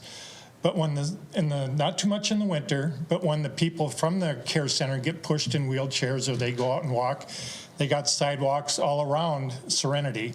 But when them trucks are backed into there, half the time the cab is halfway out into the Weber. EMTs, ambulances have had to stop, go back around because sometimes the semi blocks the street completely. You know, if there was a fire or anything, they can't get down there. And the senior citizens in the summertime, they come to there. If the semi isn't there, they can keep on going through that area and over into an entrance. But if they're not, then they got to go off of the sidewalk, go out in the street around the semi, and go back in through their parking lot. So that's my concern mostly, is to have the semis unload parallel to the curb there. They don't really, employees don't park there, maybe one car once in a while. But for safety reasons, parallel park along the curb instead of backing in, and that would save a lot of repair on the street also, wear and tear there. That's all. Thanks a lot. Thank you. Is there anyone else that would like to speak? Seeing none, I'm going to close the public hearing and bring it back to the council. Council, do we have any questions for Mr. Copy? Comments? What do we want to do? Councilmember Hughes. I do. Thank you, Mr. Mayor. Mr. Copy, what's the benefit to the city for sidewalks? Mayor, members of the council, primary reason to put a sidewalk in is to get people off the streets. In the case of Florence, I know one of the residents that came up and spoke mentioned parking on both sides. That makes it even particularly more dangerous on the street width, where you do have quite a bit of parking that occurs on both sides of Florence. At times, kids are forced to share basically a lane of traffic. Once you park both sides of that roadway, it's very difficult or tight to pass two vehicles and add pedestrians in there as well. I know, I'll mention it now, but I know some of the sidewalk maintenance issues have been brought up. Obviously, we live in Minnesota, it's wintertime. We still do have, 7 to 8 months of, non-winter of where we don't have the issues with the snow and ice. We have made changes over the last several years. We continue to monitor how we're plowing sidewalks, how early we're getting out there. The policy, we've changed the policy from putting an inch requirement on how much snow, but basically getting out there after every snowfall. This time of the year is particularly troublesome for us because of the snowbanks we have, freeze, thaw, melt. There's going to be a month or 6 weeks in the springtime that are not going to be pleasant time to walk on those sidewalks. But, obviously we shoot to have those done as soon as we can after a snowfall event. People do walk on them, so we do our best to get that off with the equipment that we have. We continue to watch what new equipment's out there, what we can do to better that snow removal.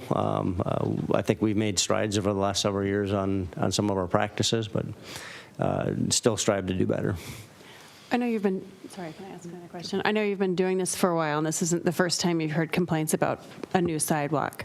And I realize that some of the follow-up doesn't fall within your department, but have you heard follow-up from other neighborhoods where you've put in a sidewalk where traffic has increased, where there's been actually increased walking issues rather than decreased? I guess I'm thinking Hazel. I remember that being a very big issue, and where I lived, 11th, when they put in a big sidewalk in there, those were big discussions. And I'm just wondering if you've heard anecdotally of problems since those sidewalks have gone in.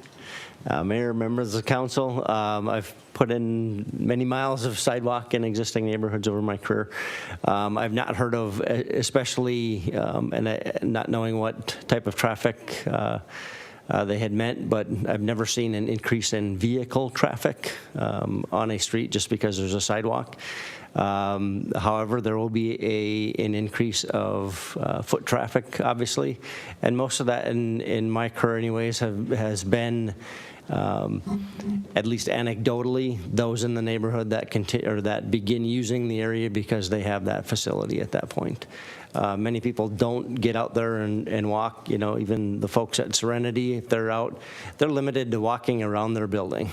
There's really no place for them to go beyond that because there's not those sidewalk facilities. So whether it be workers or, people getting out just to, get fresh air, have that ability. People have the ability to walk and get to the parks. In a neighborhood like this, you're not going to see a huge increase in, I'll call it outside traffic. It's typically going to be those that are in the neighborhood. Thank you. Councilmember Jones. Thank you.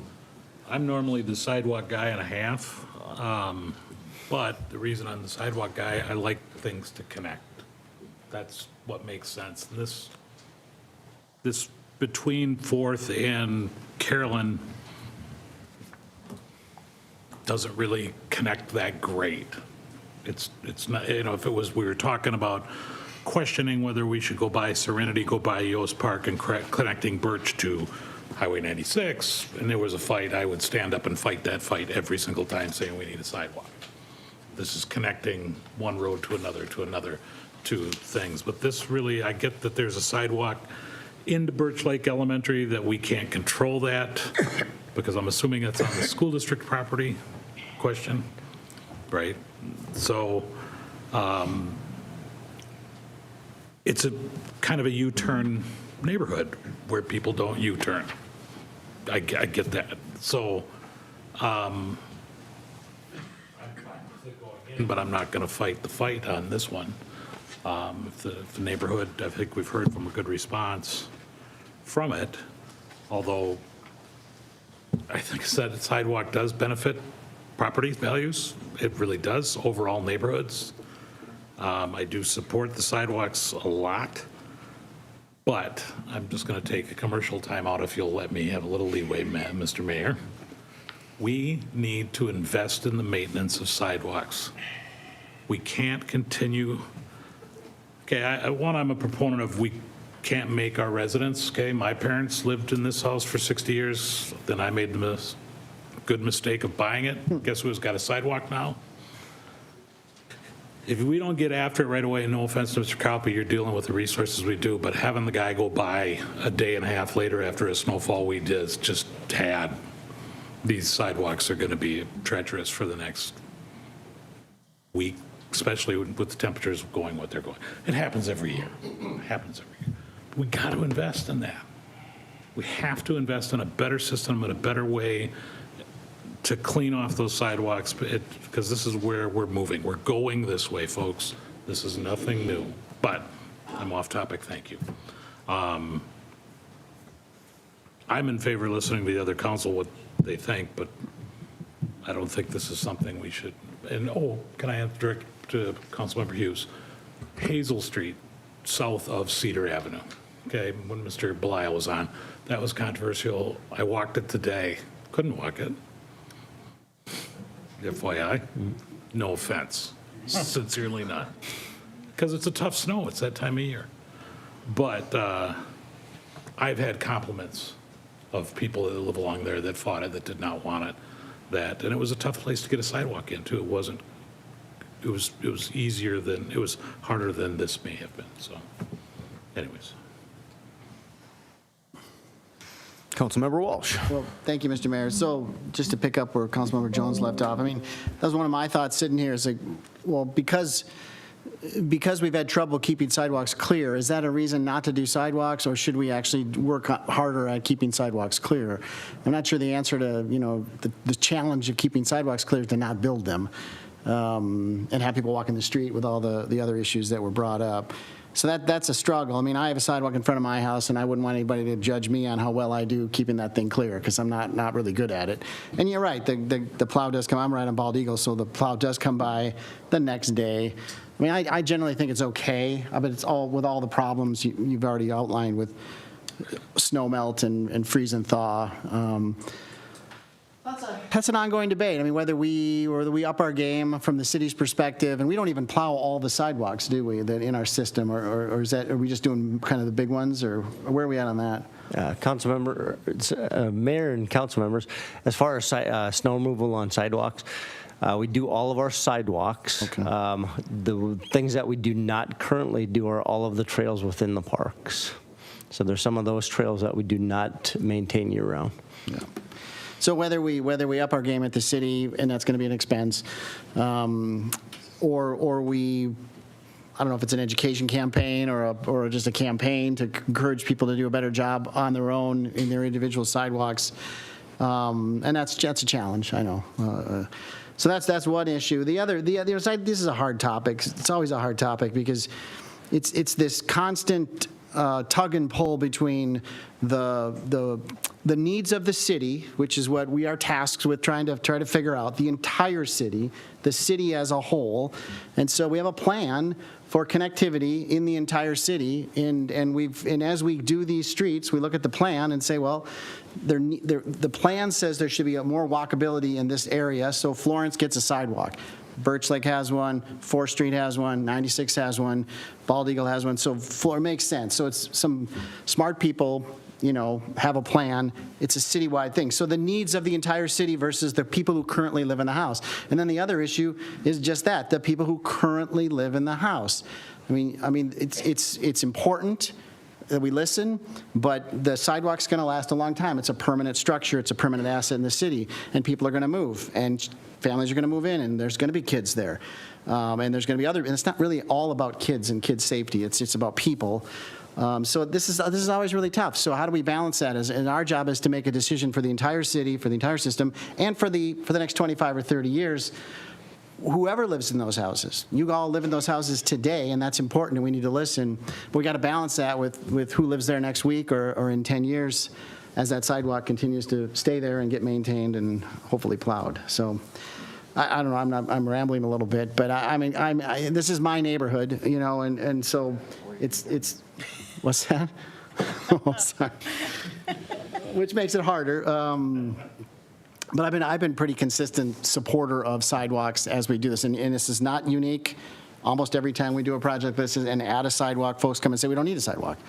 And I get it, you know, you don't need a sidewalk, you don't want a sidewalk, but we've pretty much done them. And I think it works out. It's hard to hear that sitting here today because you don't want it. But in the end, I think it works out, and I'm generally supportive. But I'm kind of where Dan is. I mean, I'll listen if there's a consensus on the council not to do this one. But it seems to fit all the criteria that we've done before on sidewalks. So. And if you need a motion, Mr. Mayor, I'm happy to move the is there more than one resolution? I can't remember. I think we have two, so why don't we just start with the I'll move the first. resolution? If you think if it's time for that, I'll move the first resolution. Okay. I have a motion. I have a motion and a second. Further discussion. Councilmember Edberg. Thank you, Mr. Mayor. I'm not going to fight in favor of the Florence sidewalk. If there's a member that wants to offer a motion that says, hey, it's not necessary, I think we have alternative sidewalks that exist in not too distant away. There are alternative ways of people using existing sidewalks that don't require the addition of a new one. What tips the issue for me is I'm sorry, I've raised this topic at this dais before. I'm completely underimpressed with our ability to maintain sidewalks. And I would say it's not 5 or 6 months. It's a long time. We don't get around to getting them done until after all the snow is plowed. Some winters when we have snowfall that comes right after snowfall, we don't get to them for several days. We don't get down to the base because our sidewalks have got weird cracks in that, and you can't get all the way down to the base because then you're going to start tearing things off the machines that are blah, blah, blah. So I don't know that it's necessarily worth spending the time and money to do it. If we did invest in and were able to convince ourselves that we would be able to maintain them in a better, more usable, consistent manner, then I might consider that differently. But from where we sit right now, I'm not convinced. So I'm open to supporting a motion to remove the sidewalk from Florence. Councilmember Hughes. Mr. Mayor, members of the council, so I guess what I'm hearing is we would not do this sidewalk because of our overall inability to maintain sidewalks and not because there's anything specific to this spot, which would mean that anytime sidewalks came up again, we are not doing any more sidewalks because we're not able to maintain them or take care of them, or is there something unique to this spot other than people don't want it, which is also not unique? I guess I'm confused by that. Well, Jones. okay. Go ahead. Aside from the maintenance, these are two different issues, although a good one, and I'm trying hard not to jump down that. All right, I've seen it, done it, been there. I'm trying to picture other neighborhoods, and if you look at this one and going, connectivity, it doesn't meet all the criteria that I look at because of Birch, because of 96, because of 4th, Serenity's getting their way out with the additional sidewalks moving north-south on 4th, that they're getting that pathway out. So that's getting them out of the neighborhood. Those blocks are not huge blocks, so that the half block's not even probably a full block. So it's not that far to walk. It just, I kind of am comparing it to my neighborhood and the Lake Ayres neighborhood when you've got, you know, Cedar, Randy, Roth, Birch, right? And I'm trying to picture a sidewalk 2 streets away from me, like that's not necessary. That's kind of what's in my head. But there's also in our neighborhoods, and it was old school, right? Sidewalk, go over to the other side. It's every street has a sidewalk, maybe on both sides. That's not how this area was built. So it's not because we can't maintain it. I think we need to make an active decision at a later date if we're going to do something, and I will fight every single time if we ever come up with an ordinance that says you got to shovel your sidewalk. I will die out there fighting that. Well, you just might. Because I don't think it's the person with the sidewalk's responsibility to shovel it. maintain it for the rest of the city to walk on it, FYI. So I guess I would entertain a motion to, and again, this is surprising for me, to say, hey, remove this segment of the sidewalk. I'll second. Are you making a motion? I'll second. I'll make the motion. I'll make the motion to exclude, and I believe the folks are talking between Florence, between Carolyn and 4th Avenue. That section alone is what I'm looking at. Keep everything else. So there's still, you're proposing to Keep the Karen connection. That does make sense, cutting through half block. I get that. Keep the 4th Avenue, you know, the connections that are going through past Yost, past Serenity to connect to Birch Lake. Am I correct in that? I'm reading my map. So keep this. Mr. Copy's not correcting me. There's already a sidewalk there. Okay. Yeah, so it's just this red section, right? It's just Okay. this red section. And is that little cut through, Mr. Copy, Dillon Ditch?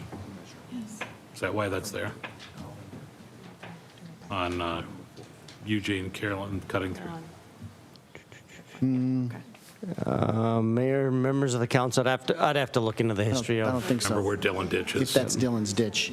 I don't think that's where Dillon's ditch is.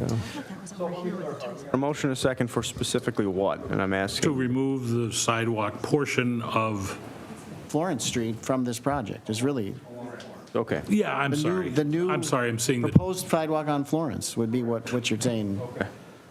All right, I have a motion and a second. Any further discussion Well, on that? just to add to that, I mean, I agree with Councilmember Jones. It's not about maintenance. And I, honestly, on the maintenance question, I mean, I don't know that we need to have an expectation that sidewalks work that well in winter in bad months. I mean, we have this, well, we have a sidewalk, so it must be, you know, concrete at all times. Well, that's an unreasonable expectation maybe. And I'm kind of more on the sidewalk is great in the summer, in the fall, and the spring, and useful, and we don't have maintenance issues then. We have snow issues, ice issues, not really maintenance issues. So maybe we just lower our expectations on the maintenance. To answer your question, the amendment would be saying, as I mentioned, the citywide plan for connectivity, we would just say, today, we don't think this rises to the level enough of a connectivity to match the citywide plan with sidewalks at 96 and 4th and Birch Lake. That's a reasonable decision I think we can make tonight. I'm a little nervous about it because I don't want to, because frankly, every neighborhood has come and said we don't want our sidewalk. And so precedent, we might have set a precedent tonight, but. Mr. Mayor. Sorry. Councilman Jones. Yes. I am the sidewalk guy. Okay. For me to, this hurts. And it's not for setting precedent, it's not for, it's just, I just don't get it. I mean, it would work, put it in, fine. I'm not going to argue against that. I certainly would not, but I'm hearing what the residents, our kindly person who came up and said, yes, the grandkids, this, that, all those reasons why we should have sidewalks. We don't put in sidewalks for folks who are living today. This one just doesn't. You know, we should start having traffic count with this, Mr. Copy. I mean, seriously. Because when we do say it's not busy, it's not this, it's not that, the safety of the cars. And safety's really not that big of an issue either, why we want sidewalks. It's a connectivity thing. Yep. People feel safer. Councilmember Hughes. Actually, Mr. Mayor, the rest of the council, does anybody know, is that a pickup area for kids for Birch Lake? No? What do you mean? No. Bus? No. Okay. Okay. Thank you. Okay. Councilmember Enstran. Today it is. So if we leave it in and not vote on it, we can still take it out after you bring the bids to us, right? Can't we get the total with it in and then take it out after we get the bids? And after we mull it over or do some more thinking on it? I mean.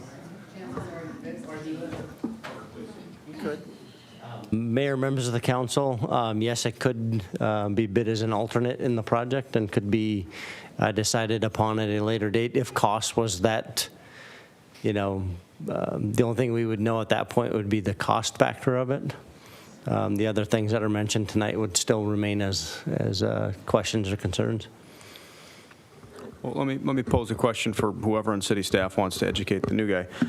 My understanding is whatever we pass here, when we get to the next phase, it's really just about money. That's not the time where you properly go back and start amending plans. So if we're going to make tweaks to the plans, this council meeting and this decision is really the proper forum to do that. Do I have that correct? That is correct, okay, Mr. Mayor. Okay. Is there any further discussion on the motion to amend the plans to cut the sidewalk on Florence Street? Seeing none.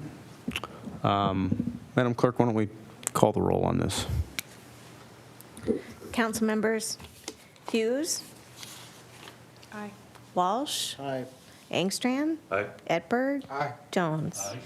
Motion passes. We are amending the plans to cut the sidewalk on Florence Street. So now council still has the broader, order please, the broader resolution on the greater project with this amendment in mind. So I don't recall if we had a motion on that or not. We did. We have a motion and a second. Is there any further discussion on that? Councilman Egbert. Thank you, Mr. Mayor. Mr. Cowpey, so how many total miles of street do we have in this community? And after this project is done, how many unreconstructed miles will we have remaining to do? We have, Mayor, members of the council, we have approximately 85 miles of roadway within the city of White Bear Lake that we are responsible for. We are about 90, I'd have to do the math on it, but we have just a few miles left. We're about 96% complete with that. So what's the math on? Councilmember Walsh will do the math on that for us. What was the total, 85? 85 miles, we're about 0.96. 96% complete. About 1.5 or 2? Yep. 6. Now I got to Yep. subtract. The point is, for me, one of my priorities is that I want the last of I really want our council to support staff in bringing us plans over the next 4 years that accomplish the complete, that we finish all of those streets that have not been completely reconstructed. I understand that we have put that goal on hold for several years, primarily because of financial reasons. I understand that during that time, we also have had needs for previously reconstructed streets that have had to it's been appropriate to use mill and overlay or other, less than total reconstruction. Totally fine, I get that. And that adds to the cost burden that we have to take on. But I really would like to be a voice for saying it's time to finish that original goal and get all of them reconstructed. And so just an encouragement as staff think about budgets and priorities over the next 2, 3, 4 years. Can we get those last 1.6 or 0.4%, I'm sorry, 4% times 85 miles completed and budgeted? Any further discussion on the resolution? Mr. Mayor. City Attorney. So, Mr. Mayor and Council, just to clarify then, as a result of the passage of that amendment, essentially the effect of that was to change the first be it resolved line. Number 1, said improvements are hereby ordered as proposed. I would suggest that would be, the effect of your amendment was to add language saying excluding the sidewalk on Florence. So just know that if this motion passes to adopt this resolution, the language would reflect that exclusion. Okay, thank you. All right, I have a motion and a second for resolution ordering improvements, approving plans and specifications, and authorizing the advertisement for bids of the 2022 pavement rehabilitation project as amended. All those in favor say aye. Aye. Any opposed? Motion carries. The resolution passes. Moving, I'm sorry. We have one more resolution in here for the no parking restriction on 4th Avenue. This is, do I have a motion to approve that resolution? So moved. I have a motion and a second. Any further discussion on the passage of the no parking restriction resolution? Seeing none, all those in favor say aye. Aye. All those opposed? The motion carries, the resolution passes. Moving on to item 6B, the second reading of proposed water meter ordinance. Mr. Copy.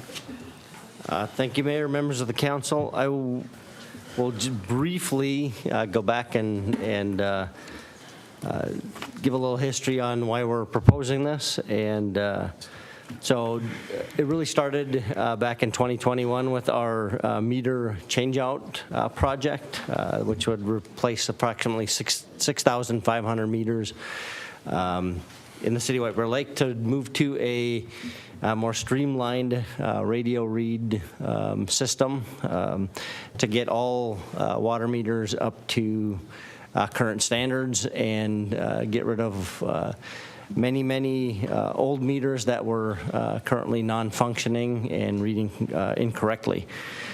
With that, we've anticipated that we would have a number of residents that would not respond to our request to have those meters replaced.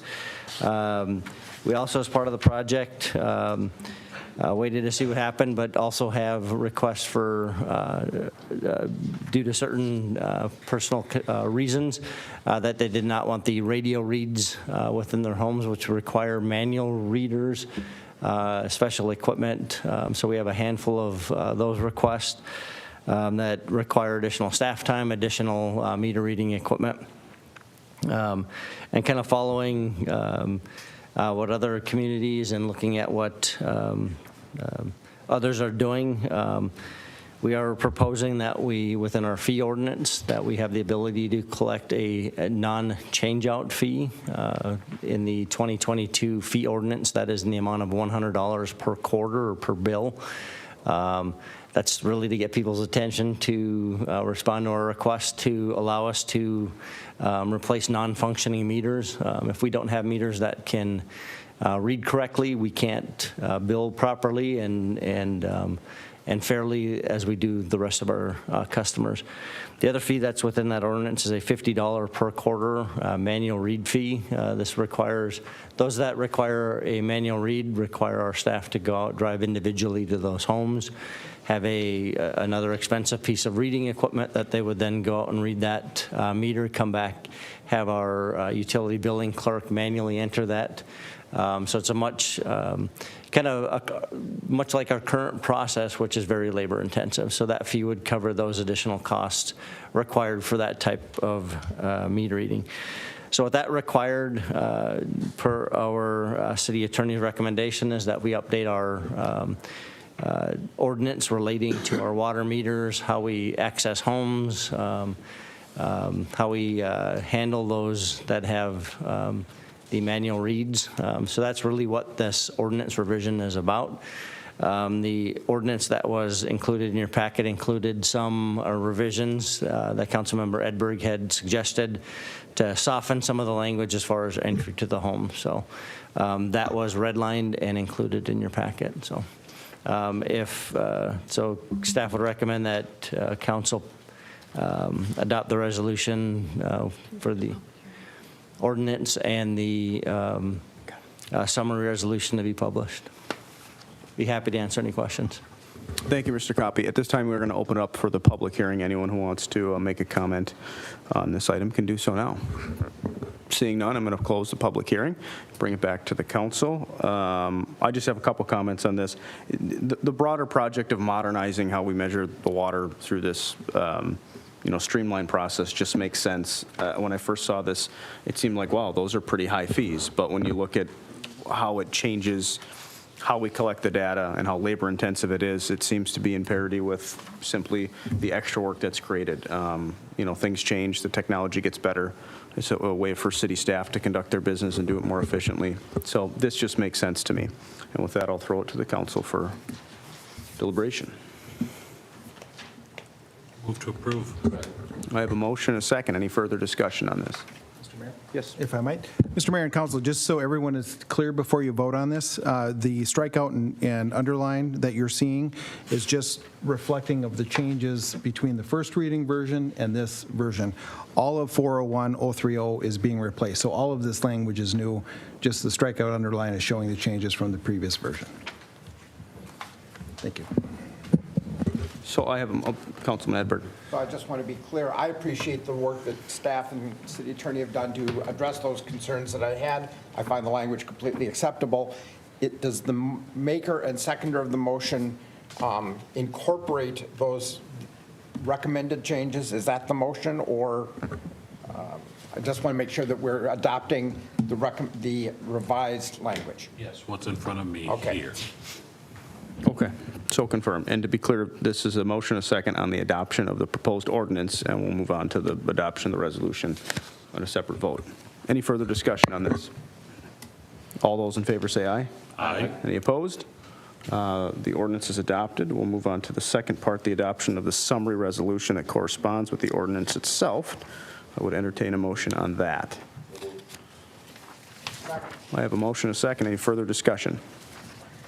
Seeing none, all those in favor say aye. Aye. Any opposed? And that resolution passes as well. Okay. Moving on to item 7A, resolution opposing the proposed Purple Line, formerly Rush Line, bus rapid transit route. I want to tee up kind of procedurally where we're at so the council's fully informed, and this is done in consultation with the city attorney. So if you recall at our last meeting, we had a more fleshed out resolution that had a lot more content in it, and there was objections among the council on the language, and therefore a motion was made and seconded to table the resolution to this meeting, and that motion did pass. So where we're at right now is it's now back to the council on the original resolution, and council in your packet has been provided an amended resolution. So if any council members would like to amend the prior resolution to incorporate what's in your council packet, now would be the time to do that. Well, I'll make that motion. So we're amending the previous resolution's on the table, and so I'll move to amend the previous resolution, basically to reflect delete all the and current resolution? replace with this new resolution in our packet. Okay. I'll make that motion. Second.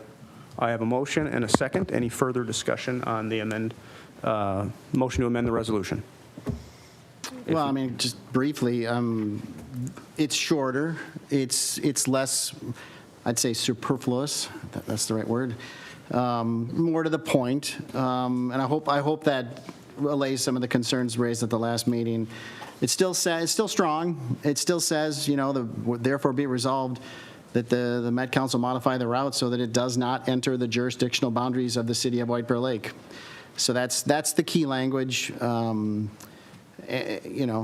I still think it's a strong resolution, and I hope it has support. Okay. Any further discussion on the amended resolution? If not, the clerk will call the roll, please. Councilmembers Jones, No. Edberg, No. Walsh, Yes. Hughes, Yes. and Angstrom. Aye. So the motion to amend the resolution is passed. We have now currently before the council the resolution that was included in your packet. Without rehashing everything that was said last week, I mean, my arguments still stand. I still would urge the council to pass this resolution. I'll just simply note that we heard what the objections were to the prior resolution, took that to heart, looked at what we could do to change the language so that it sent a clearer message of what the thinking of the council was, while still achieving the basic goal of telling the Metropolitan Council that White Bear Lake opposes the Rush Line. That's the fundamental message. And I think this resolution does that. It does it in a simpler, cleaner fashion. And again, I would urge the council to move this resolution and pass it and send that message to the Met Council. So with that, I would entertain a motion to approve this. Well, that motion's already out. We don't. I mean, it's in front of us. Do we need a motion? We now have an amendment. Well, I'll ask the city attorney for clarification. Oh. My understanding is we would need a motion on the amended resolution that's now before us. Is that correct? Mr. Mayor and Council, that's correct. So the earlier motion was to amend, to delete all, to replace the previous resolution with the current resolution. So now you have the current resolution, your packet resolution in front of you. So that's still awaiting action. Well, I'll move the resolution. Okay. Do I have a second? Second. I have a motion and a second. Any further discussion on this? Councilmember Walsh. Sure. So we've said a lot, and it's been a good. We've gotten a lot of emails from people in White Bear Lake, both for and against. And I thought instead of us speaking, I did a little best of from the emails I've received on both sides. So Lee wrote and said, there are plenty of reasons this project is not right for White Bear Lake, but then you also add on to it the challenges that Met Council is facing with the gross mismanagement of Southwest Line. And you should question if you want that organization to have as much sway in the future White Bear Lake. I thought that was well said. Will, on the same point, kind of says, send the Met Council a message that they maybe can do this to us, but they won't do this with us.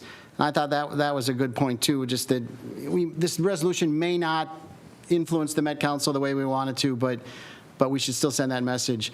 Lori is a longtime bus rider in White Bear Lake and said, among many other things, a route needs regular ridership to be of a value to a community. Your occasional visitor to White Bear Lake is not going to ride a bus.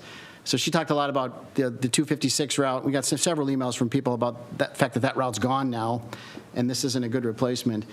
Cheryl lives downtown, supports the line, and I thought this was really well said. I have no concern that the purple line would decrease property values or change the character of the area in any negative way. Instead, I believe the purple line is necessary to dampen the effect of increased traffic as areas north of us continue to develop. The addition of 89 buses a day will not be a problem on a roadway that already has 34,000 vehicles passing each day. I thought that was really well said.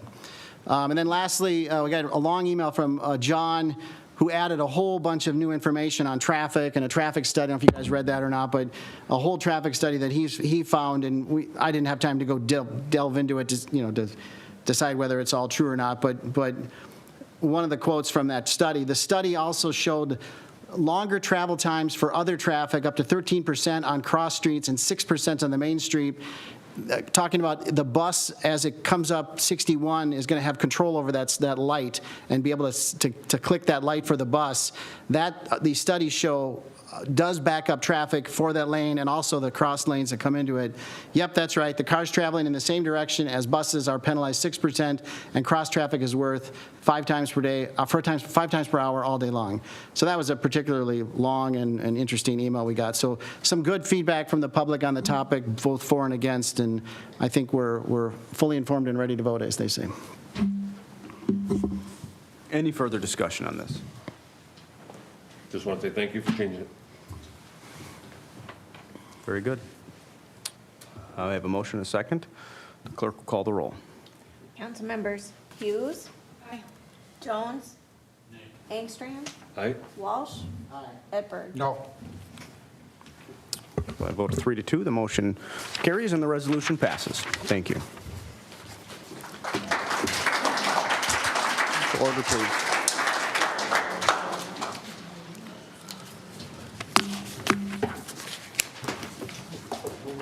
Item 8, a resolution denying a request by the Pitlicks for a setback variance at 4264 Cottage Park Road. Thank you. I'm sorry, Mrs. Crosby. Thank you, Mayor and council members. The subject site, 4264 Cottage Park Road, is located at the northeast corner of Cottage Park and Lakeview Avenue. It is zoned R2, single-family residential, and is in the Shoreland Overlay District. The property currently contains a single-family home and a 4-car attached garage. Unique for this neighborhood, the lot exceeds the size and width requirements of this code. Also unique is that the west side of the house currently encroaches over the property line by half a foot.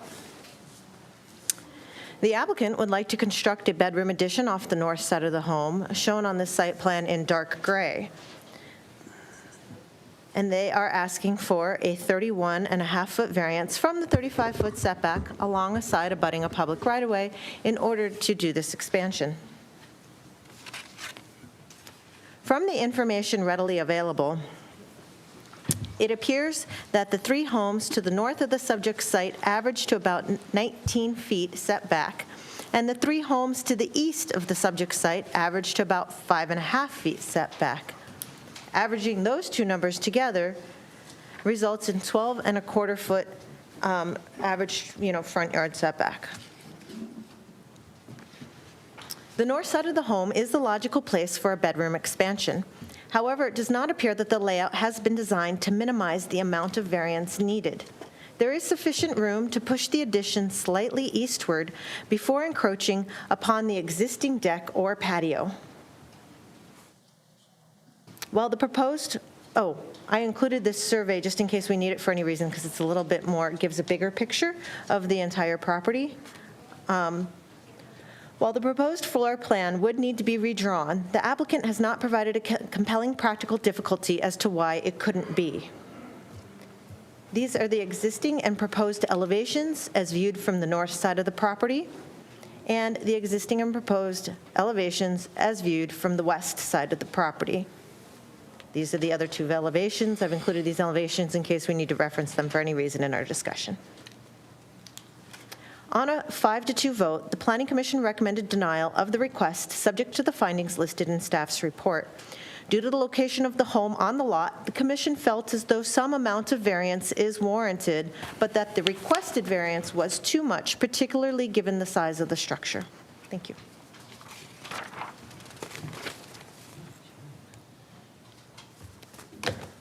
Ms. Crosby, if the property owner or representative thereof is here, I'm more than happy to hear from them right now.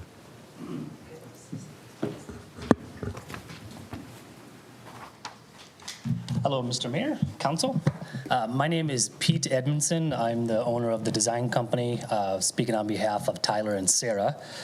Because of his career, he's often out of state, sometimes out of the country, and so I was in attendance at the planning and zoning meeting last week, and I've been working with Samantha quite extensively. So I guess my first question is, what are the odds that you all are in favor of our request? Then we can just kind of stop all conversation and the long meeting. But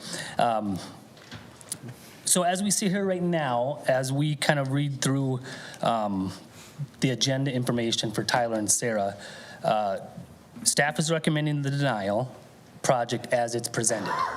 So we were asking for a 4-foot setback from where the existing structure was at. The Planning Commission during their last meeting voted 5-2, as you know, to agree with staff. So what we want to discuss tonight, essentially my job is to point out that we'd like you to disagree with staff and disagree with the planning and zoning, and instead approve the variance as we've submitted it. So what we want to talk about tonight, actually when staff wrote the memo to deny the request, we understand that. Actually, I've been in your shoes before. For my city, I've been on our Planning and Zoning Commission, served for a number of years, and I've actually been on our city council as well. And so I've served for 6 years. So I know exactly kind of where you're sitting with long meetings and street assessment questions and now planning and zoning variance requests. So I know why staff set up the recommendation to deny, and then also it makes sense to us why the commission followed that. And I guess it all kind of blends down to the 35-foot setback. So from citywide, you have this 35-foot setback, and when you're looking at the pages available, there's one that has the plot plan. I don't know if it's A6 in your packet. But essentially, when we're looking at, yeah, it's A6. Would you mind finding that, Sam? It shows the, that might be. One of these here has the survey where it shows a 35-foot setback line. And that might just be on my information. Perfect. So when you're looking at practical difficulty, right now the entire house is probably 80% outside of that line. And probably the same percentage is the garage is outside of that setback line as well. So when we're from a starting point of asking for this big number, like 31 and a half feet out of a 35-foot variance. We really wanted to focus on where the existing house was, where it starts from. So as you can see from the plot plan, you have a sight line or a lot line. The house itself is literally on the lot line right now. And so when you're looking at the addition that what they're proposing, to the upper left corner of the existing house, there's actually a fence on that lot line right now. And so what the Pitlicks, Sarah and Tyler, are asking for is for the project to be built, but 4 feet set back from where the existing house is. So what's interesting is the bottom left corner of their house, when you pull a tape measure to the street, it's actually 18 feet away from the street. And then when you take the upper left corner of their existing house, it's 13 feet from the street. So in keeping with the entire neighborhood, multiple houses to the north of them and multiple houses to the east of them are less than that distance of easement. So in fact, our proposal for the addition to be 4 feet off of that line, it actually increases that easement distance to the street, to the corner, to be 15 feet. And so one of the things that we talked about with the Planning and Zoning Commission was how it fit in with the house. A lot of times our number one job as designers and architects and even builders, if you guys have ever done an addition project, the first rule is to try to make sure that it doesn't look like an addition. And so our main focus was to discuss how it flows with the existing house, the roof lines match the existing house, the entire tenor of the house matches the neighborhood. If there were low slope roofs and 3-foot overhangs on the existing house, we did the same thing similar to the addition. And when we did our research and we looked at even the house, I can't remember the name or the house number, but it was about 8 or 9 houses north, and it's being built right now. And so that project, that garage is literally 5 feet from the street.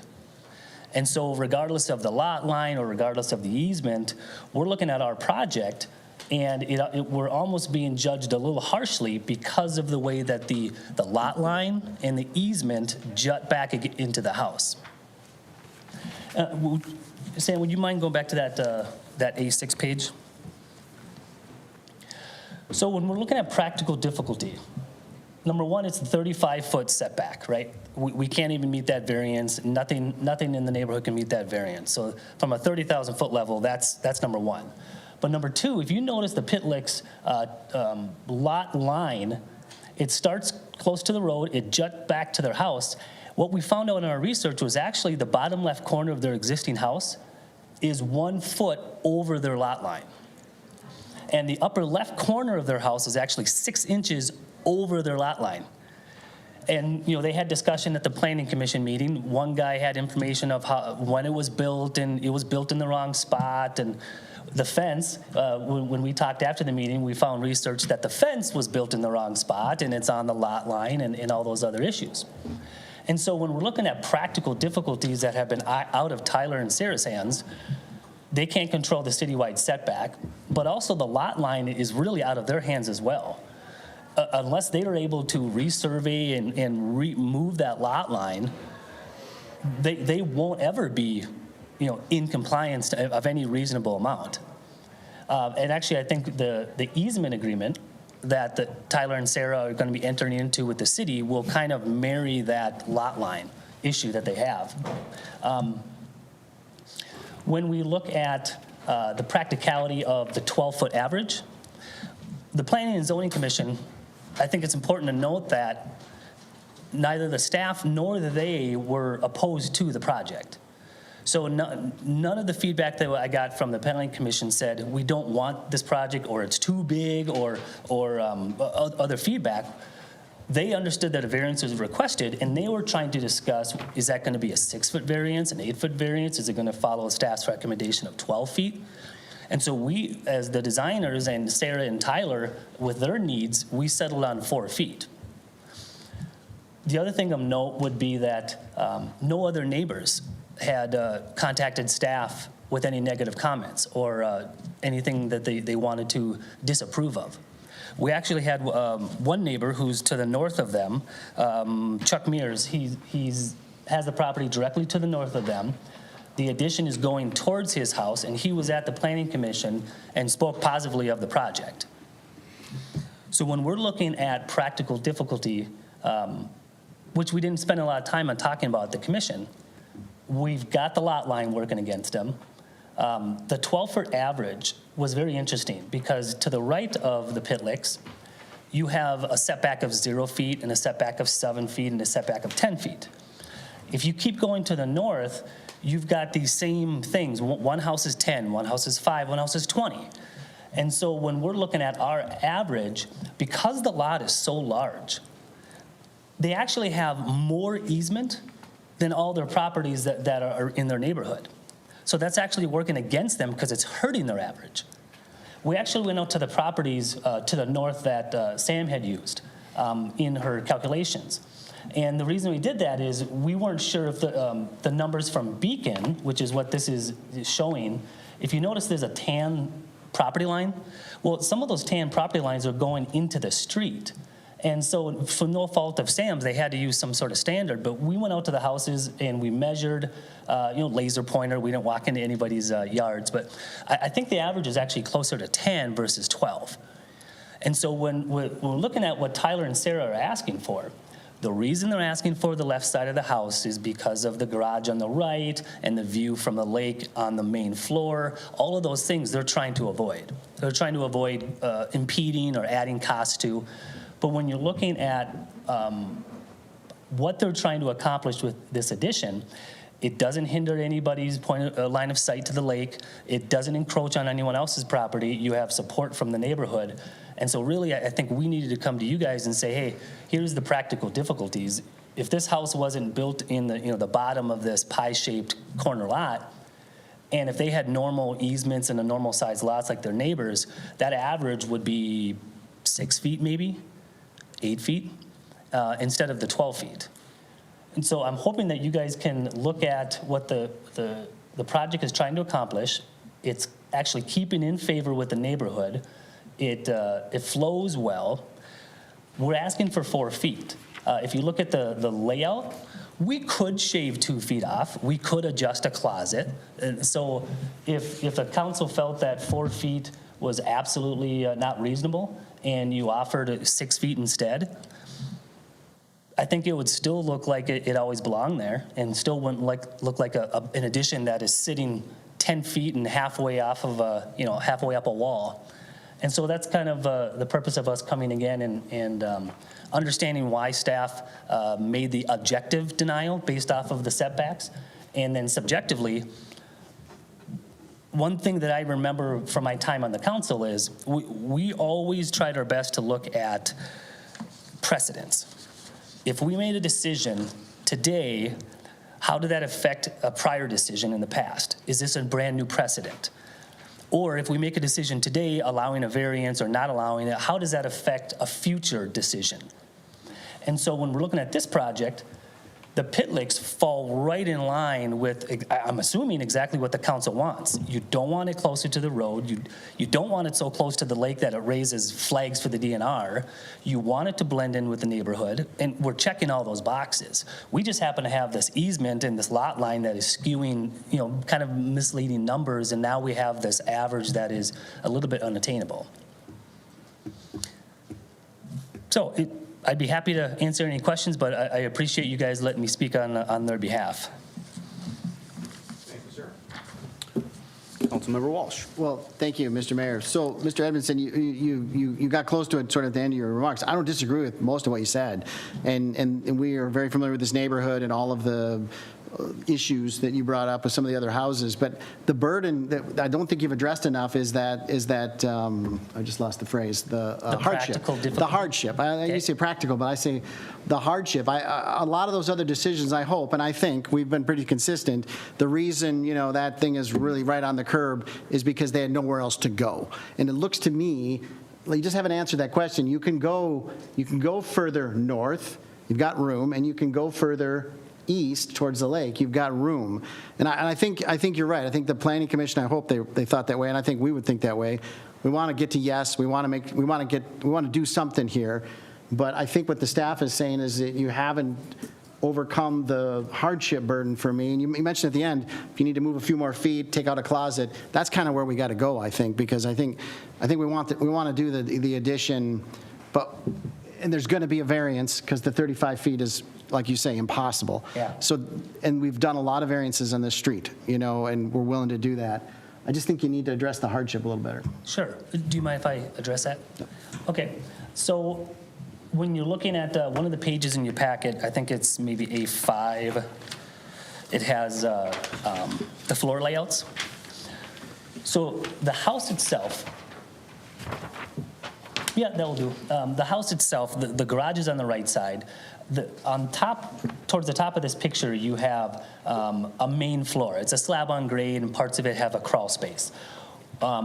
The half a flight of stairs down leads to a bedroom and a furnace room. A half a flight of steps up for the existing leads to a master suite. So there's technically 2 bedrooms there. Sarah and Tyler bought the house, and their goal for the project was to, I guess, Sarah wanted to do what most moms want to do. They want to have a bedroom for themselves and 2 bedrooms for their kids, all on the main level, right? So that's what we've done. Now, to your point of why can't they go further north, or why can't they go further east towards the lake? There is extensive landscaping and patio work and paver work, and if we continue to go further towards the lake, what you'll notice there is just on top of, to the north of the blue outline, is a fireplace, and there's a main floor there. All of those, because of the angle of the house, they point towards the lake. So if you can envision taking your left hand and starting to move it past your eyes, it'll start to block your peripheral vision out to the left. So that was their main objective, was to keep the view of the lake. If we were to build any other spot, roof lines would be goofy, and now we're looking at a weird major construction project. If we needed to go skinnier, right now we're 4 feet away from the existing house, and we're 4 feet away from the fence, and then, like I said, this project would be 15 feet away from the road. At the Planning Commission, they spent a lot of time talking about how far is a good, reasonable amount. Is it 6 feet? Is it 8 feet? Is it 10 feet? Is it 12 feet? They came, even one of the commissioners asked me, could this project be redesigned? I'm almost inclined to say no, because with their budget and the square footage, we're trying to make this efficient and as compact as possible. So if we want to chew up more backyard, for most people that buy a lake house, they're looking for the view and a yard. So if we want to chew more of the backyard up, we would have to do that, right? So if the variance, was a different decision besides the 4 feet, that to us it's what's stopping them from going further to the lake. I don't know if that answered your question or. No, you did. I mean, I needed to hear that. I mean, that's okay. You've explained hardship. Okay, thank you. Anyone else on the council? Councilmember Jones.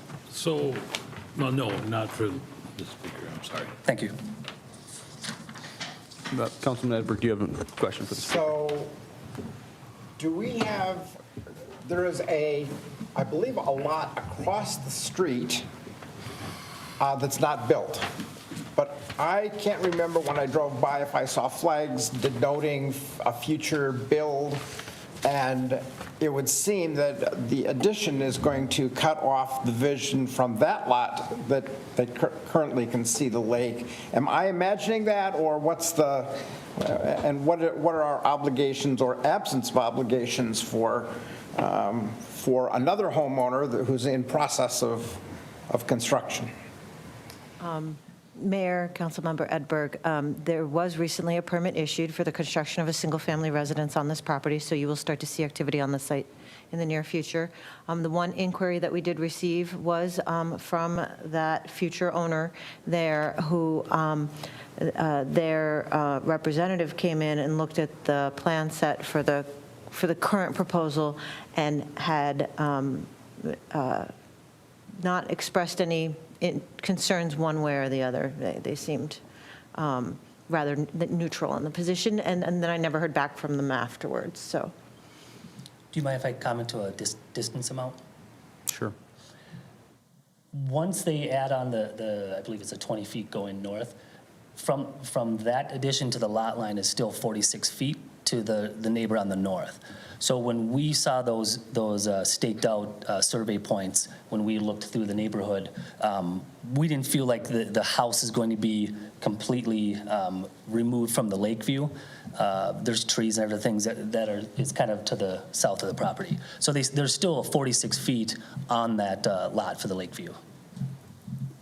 Okay, thank you. Any other questions for the speaker? Yeah, I do, Mr. Mayor. Sure. Actually, and some of them are for you, Sam, I think. On that average street side setback picture, so on that, on the left-hand side there, that street going up, which I should know, Cottage Park Road, what are some of the setbacks of how close are those houses that are going up to the road? Mayor and Councilmember Hughes, so I only measured the first three. I was just trying to get the immediate area. And I will admit, it is, not a super site. I didn't get our survey crews out there to survey it. I just measured off the aerial photos, and it comes to the first one is 15 feet, the second one is 17 feet, and then the third one up is 25 feet. So the closest one right now is 15 feet. On the north side. On the north side, and that's where we are, right? I mean, that's the street side we're looking at anyway. Yeah, I mean, there could be other ones that are closer, further northward. Right. For sure, the whole neighborhood varies quite a bit. Right. But I was just, there's only so far you can Yeah. And that's the distance to the street? on that side, yes. And that was, to my point, that was what I pointed out, the house itself and its distance to the street was very much in line with what was going on with the rest of the neighborhood. So we don't know how close those are to their own lot lines, though? No. Okay.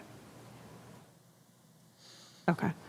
And I guess I just only have one comment. They just bought the place, which is, huge. That's great. But they should know where the lot lines are. And, you go and you look at it, and then you actually see my house is sitting up next to it. So I guess I see the issue of practical difficulties, but, they bought the house knowing that they're sitting on the property line, and there's no guarantee then you get to continue to build right on the property line. I guess I just don't see that necessarily as a practical hardship. Where I live,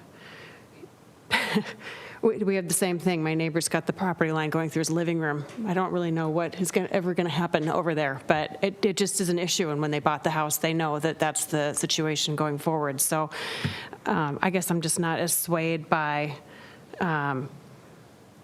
the property line, the lot line being a practical difficulty when they purchased the home, knowing that that was an issue. Mayor, do you mind? So I don't know. Yeah, no, please go after that. Oh, okay. Well, their process, a couple of 20-some-year-olds who this is their first time and they are not as wise as some of us with gray hair. Between them and the realtor, they saw the house and they've envisioned an addition. They brought a company in with myself, and I did then, after meeting with them, contacted the city. So that was my process step. They didn't have a survey. They have really no expertise in even thinking that it would come about or that there would be an issue. Sam enlightened me that there's a 35-foot setback, that there's multiple housing zones that this thing is sitting in. There's got to be a variance requested, and so that's kind of where we proceeded. In my second meeting with her, when she supplied us with a survey, that's when we found out that the house is on a lot line, that it's over the lot line, that the fence has some issues, and so we then, the burden on us to try and explain a narrative of a practical difficulty. So that's why they did what they did, regardless of, somebody next time should check those things out. Hopefully I'm not on the council then. Well, maybe the last person should have checked it out. Anyone else on the council? What do we want to do with this? One more question for Mr. Edmondson. Sure. Mr. Mayor, thank you. So you're saying that you're open to something on the north side? The north side is going. West side. What I'm saying is, we did spend an incredible amount of design time trying to make it what they needed, but also efficient. When we first met with Sam, we were extending the existing house. And so when she explained that a setback is going to be needed, we redesigned and moved it 4 feet off of that lot line, thinking that because of the neighborhood and everything I outlined, that would be reasonable and would make sense. What I'm now saying is we could see that if council does not want the 4 feet, and if you would be very comfortable with another 2 feet, we would have to make that work. What I'm hoping to stay away from is going 8 feet and 10 feet and 12 feet, because now every time someone drives by that neighborhood, they're going to see a house, and then they're going to see an addition because of the way that it's set back so far. Thank you. Councilmember Edberg. For Ms. Crosby. So the substantial open area between the existing house and the property to the north, is that legally a separate piece of property, or is that all one parcel? Part of the original home parcel? Mayor and Councilmember Edberg, there are 2 underlying parcels of record that have been tied together to make this one parcel that you see here. Given the impervious area and other setback requirements, I don't believe these 2 lots could be separated. The 2 underlying parcels that you, yeah. So any concern, thought, imaginations about how do we protect the next user or a future user of that open space for another dwelling, an accessory dwelling, something else?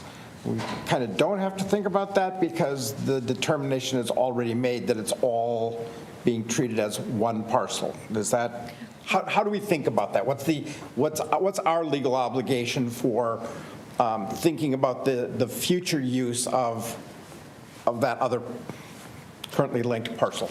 Mayor and Councilmember Edberg, you always ask great questions. I cannot speak to the legal use. Perhaps the attorney could help me out with that one. But, in relation to, I don't know what the proximity of this proposed addition would be to that underlying line between those 2 underlying parcels.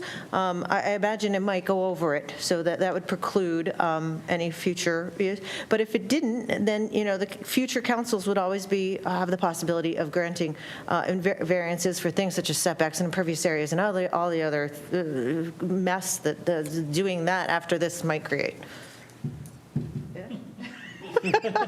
So Cottage Park is, okay, I don't live there. This is not personal. It's not about the architecture. It's not about the people. But the community is a mess, okay?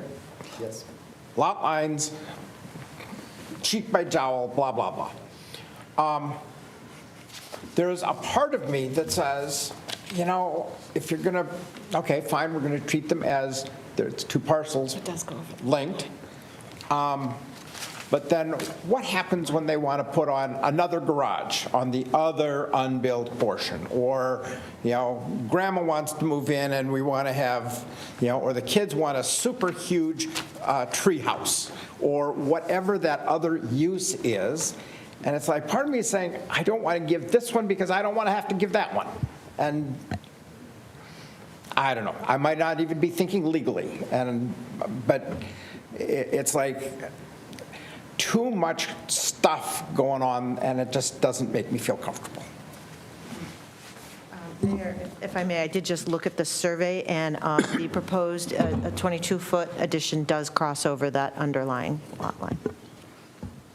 One thing that's used as a deterrent that was spoken about at the Planning and Zoning Commission was the lot percentage coverage and what they have to do if they go over the percentage. And so objectively, there's boxes that they'd have to check in order to accomplish anything with a future project. But subjectively, that's kind of where we're sitting. The Planning and Zoning Commission subjectively couldn't really give an answer of how far back they wanted the project.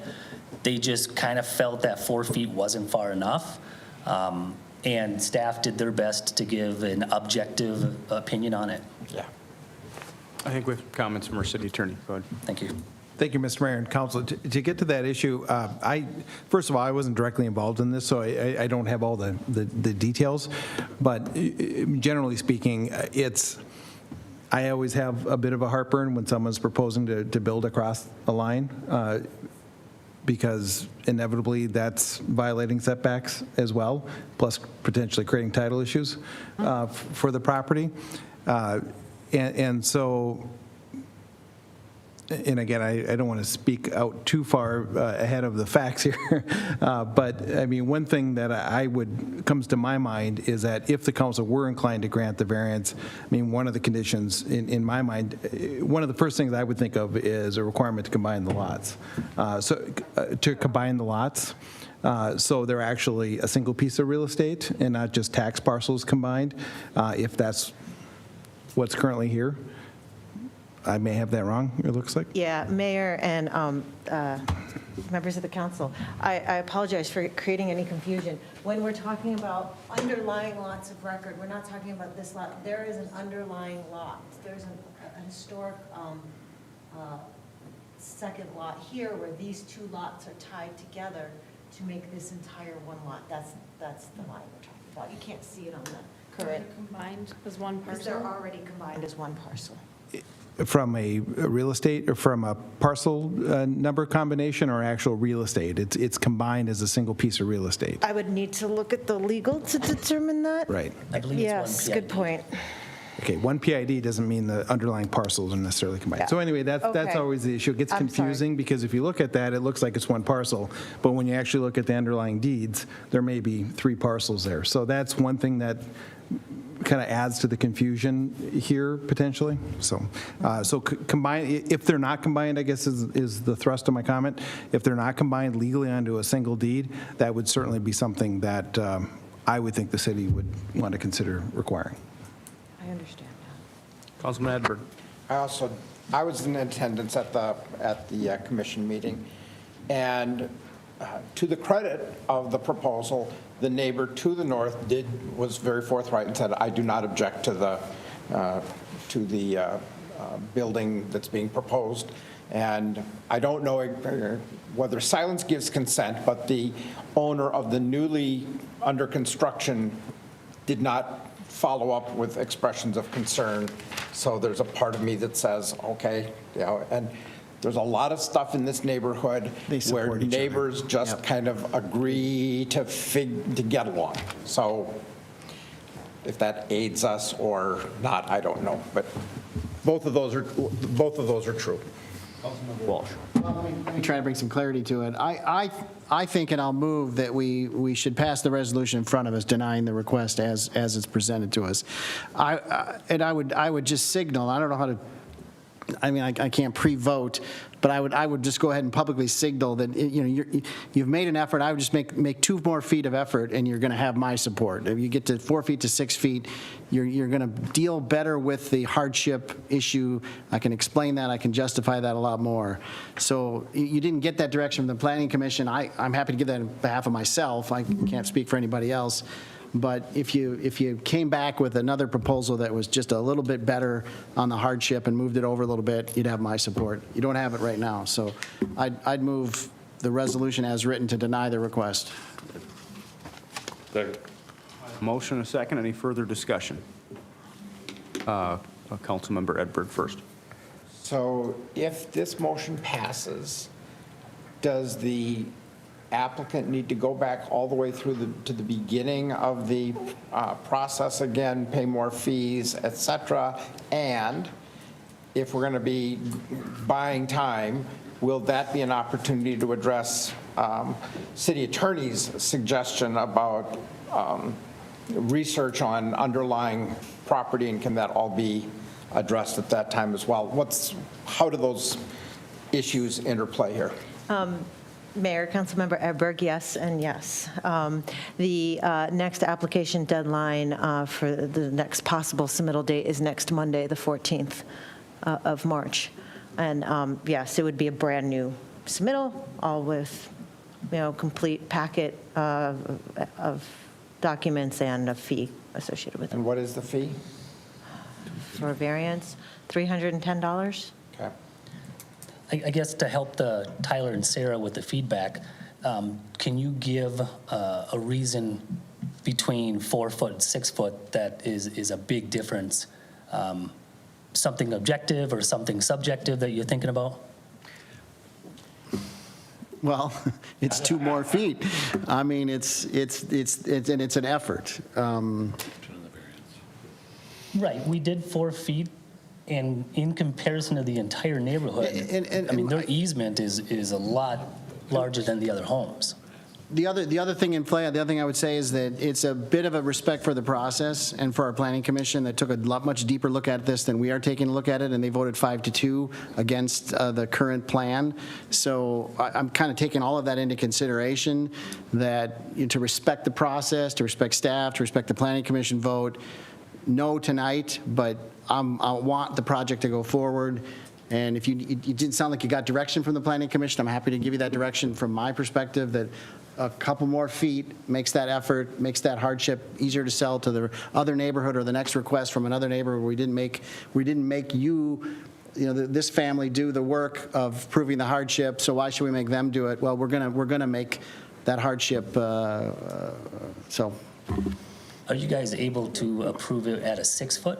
Well, that's a good question. I mean, I'd be willing to do that tonight if we could avoid that going through the whole process. But then Councilmember Edberg brings up this other lot issue, which I'm also interested in fixing and getting right from the front. So If I can speak to that, maybe you can help with experience. And sir, when a council member's talking, I need you to let him finish. Thanks. So yeah, I would want, if there's a way to do that, I'm happy to do that. And if we can approve it tonight and give you that direction, modify the plans, I'm not sure we can even do that, but I'd be willing to. But I'm also sympathetic to the lot issues that were brought up, so if that can be done too. So, Mr. Mayor? Councilmember Jones. I'm assuming that issue on the parcels could be conditional based on, I'm assuming, right? If it doesn't turn out that they don't do that, doesn't go through. I'm still in waiting to discuss without Mr. Edmondson up there, by the way. Okay. You want to clarify that? Yeah, thank you, Mr. Mayor and council. I mean, one option you could have, depending on where we're at with the 60-day rule, is to continue this matter to give them an opportunity to come back with modified plans for you to consider, and development of looking into the issue of the underlying lots, if they really are combined or not.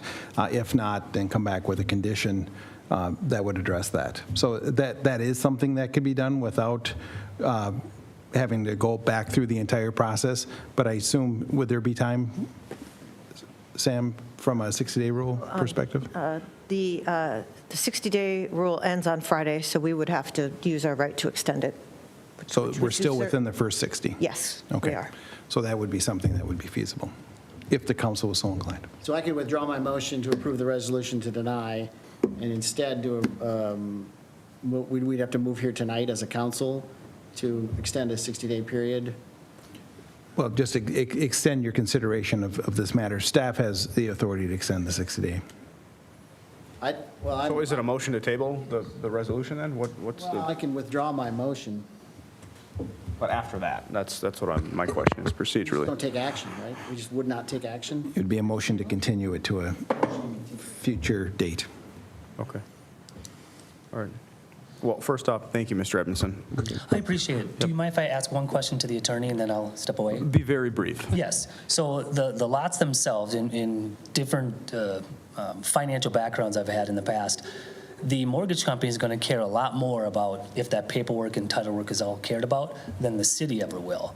And so they need to clean that up in order to add across their lot line if indeed they're 2 different parcels. So I think that's all going to come out in the wash and doesn't need to be a part of anything on your end conditional. I could be wrong, but they've already, the lot to the west that says 32, that's just been sold. That was a combined by the same owner. So that was sold, which means they had to have cleaned all that up to begin with. So now when the Tyler and Sarah build on this lot, that mortgage company is going to have to make sure that that's all taken care of, and the city is going to be completely liability free. But again, I'm not a lawyer. Mr. Mayor, just quickly on that. I disagree with that. Okay. The city's job is to deal with the zoning aspects of it. kind of irregardless of what the mortgage company likes or doesn't like. So the city has its obligations, and it'll make sure it's covered. Thank you, sir. Councilman Jones. Thank you, Mr. Attorney, for that consideration. I think we just dealt with that over Clarence about things happening, right? And coming back to bite us based on what the county does. I like the 2-foot thing because the justification is it reduces the variance. There, I'm done. That's my justification. I'm not against this because our previous council, we took down a 6-foot fence, which I thought was crazy town, and made them go to 4-foot. I thought that was absolutely ridiculous in this neighborhood. It just made no sense. You look at that neighborhood and go, and I don't care about 32. I'm not here to make somebody else's Lakeview better. That's their problem. They live across the street. They don't have any right to Lakeview. They got Goose Lake to look at. And a really nice pump house that's character of our city. But I just look at the rest of the neighborhood, and this was the same thing back on that fence, right? 6-foot fence, and that was the whole thing. You look at that picture and go, yep. Now, the variance is big, so I do want to see that. And I also am listening to Mr. Edmonds saying the caricature of the house, not making it look like an addition, making it blend in with the neighborhood. We don't want that thumb hanging off that's beat up. So I would support that, but I'd say, yeah, give me 2 feet. It reduces the variance, take care of everything else, water, impervious, all that kind of stuff, making sure. I don't know if we can't do that. Do we have to table? Can't just say, hey, 2 feet, we gotta. We should have the opportunity to redesign. Okay. All right. Interesting. We could waive that. Councilman Bradford. Thank you. So, Ms. Crosby, there were other discussions about guttering and where, because of the water moving off and into streets and blah, blah, blah, blah, blah, in addition to impervious surfaces, have those issues been resolved in this part of the conversation? Is that still hanging? Are those issues still hanging as well? I'm sorry, I don't understand the question. So there was recommendation about guttering being required as a way, and is that still included? And do we have to be thinking about that as part of whatever conditions we're discussing? I guess so. I don't understand the question in relation to where we are at in the discussion and the motion that's on the table at the moment. That's my confusion. I apologize. My understanding is that, and this is a complex topic, I'm not sure I'm thinking correctly. My understanding is that Councilmember Walsh is considering withdrawing the motion to deny, that we would continue the conversation for another X to continue to sometime not too distant down the road, that prevents or does not require the applicants to go through the whole application process again. Is staff comfortable that the design that is being talked about will address the concerns that we have for impervious surface and guttering? I get it now. Thank you for asking it 3 times. We would include conditions of, I mean, they don't have a stormwater design to offset their impervious area yet, so that would be a condition of approval. And we would work with our stormwater resources engineer about the guttering, and you know, they're probably going to need to gutter that to the rain garden. So all of those will be conditions of approval that we can easily write into a resolution of approval. And my point in raising that is to say, in addition to the topics that we've spent most of our time talking about, there are a couple of other of these conditional issues that probably need to be brought forth again as well. So I think the answers are known or are workable. I don't think those prevent us, but I do think they need to be addressed if the whole thing is going to come back to us. Mr. Mayor and Council, just quickly on that note, I mean, that would be one of the points or the reasons for continuing this, if you're inclined to consider approving this, because you do not have a resolution to approve in front of you. And so the staff would need to develop a new resolution that had the conditions and the findings to support approval, which will take some time, and it sounds like it'll take a little, some additional time for the city just to understand and develop those conditions. So one thought I would have is that this is more than a one-meeting continuance. Okay. So, okay, go ahead, you go. Oh, I apologize. So would this go back to, Mr. Mayor, Mr. Council, would this go back to the Planning Commission then, or would it just come back to us again? Mr. Mayor and Council, it would stay at this level. Councilmember Walsh. So I'd like to withdraw my motion to approve the resolution as presented.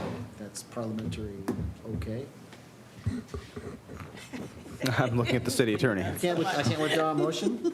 It's a motion to approve. You don't think does the seconder also have to agree to withdraw? Is that how it works? Or? That's commonly how it's done. Yeah. It's not right, but it's fine, if that's what you want to do. Technically, once a motion is made and seconded, it's now the bodies. Yeah, I understand. And so, but usually, that's not uncommon to have someone Well, we withdraw. could vote it and have the down, too. second We could vote down the motion that to be technically correct. We could call the vote and vote. I'll vote no against my own resolution. I don't know procedurally, can we do that and still achieve the other goals? Well, yeah, my motion to approve Let me ask it this way, to the city attorney. Okay, it's not technically correct to withdraw the motion and the second. Or what's the ramifications if we do just that? I have no problem with it. Okay, so we're going to withdraw the motion and the second. Councilman Walsh, what action would you like to take now? I'd like to move to continue this topic, this issue, definitely, indefinitely. Do I have a term? Definitely. So it would be continue definitely, so pick a date for your meeting. Well, I need help on the Or date. 2 meetings from now. Two meetings? That would still be To our second meeting in April?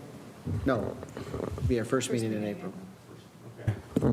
enough time. Councilman Jones. I know what your profession is, and I'm looking at our Mr. Mayor, or our Mr. City Attorney. I'm a little uncomfortable with playing Wild West on the, I'm withdrawing my motion, and him saying no comment, and us proceeding forward. Just on the future, just saying, well, I didn't want to make that motion, I'm going to do something else now. So I'm really asking. That's a fair comment. I'm asking. I'm not. I love to judge Bill, but I'm not at this point in time. I would like to hear asking. our city attorney's perspective for not only us, but in other cities, and procedurally how that has gone. So, Mr. Mayor and Council, the more correct process would be, frankly, what you did with the resolution you dealt with earlier this evening, would be to continue this matter just forward, and then when it comes back, you would have the original resolution before you, and then you can do what you did today and replace it with an approval resolution and act on that, if that's what you're so inclined to do. Well, but I don't think that gets us off the hook. I guess the fundamental question is there's been a motion and a second to act on the resolution, right? Right. Just like you had before. It's a higher order motion to continue it or to table it. Okay, so that's the motion to table it. Definitely Okay. for until. To our first meeting. Understood. All right. So moved, Mr. Mayor. Table? Is that what your motion is? Table definitely to Second. first meeting in April. I have a motion and a second to table it definitely to the first meeting in April. Any discussion on that? All those in favor say aye. Aye. Any opposed? Motion carries. All right. Working our way through Robert's Rules of Order, one step at a time. Okay. Thank you. Okay, moving on to item 8B, first reading of proposed ordinance adopting a redistricting plan. I'll apologize in advance. Mr. Geck, please come forward. Sorry for the late hour, but thanks for burning the midnight oil with us. Mr. Mayor, council members, my name is Tim Geck. I live at 4560 Lake Avenue, White Bear Lake, Minnesota, and I'm here tonight as the chair of the redistricting committee, which is comprised of the members of the charter committee. Tonight, I'm here to talk about the plan and address the plan and actually the process in the plan for the adoption of the redistricting process after or following the 2020 U.S. Census. So with that, let's go over to, we move into a little bit about the plan. There we are.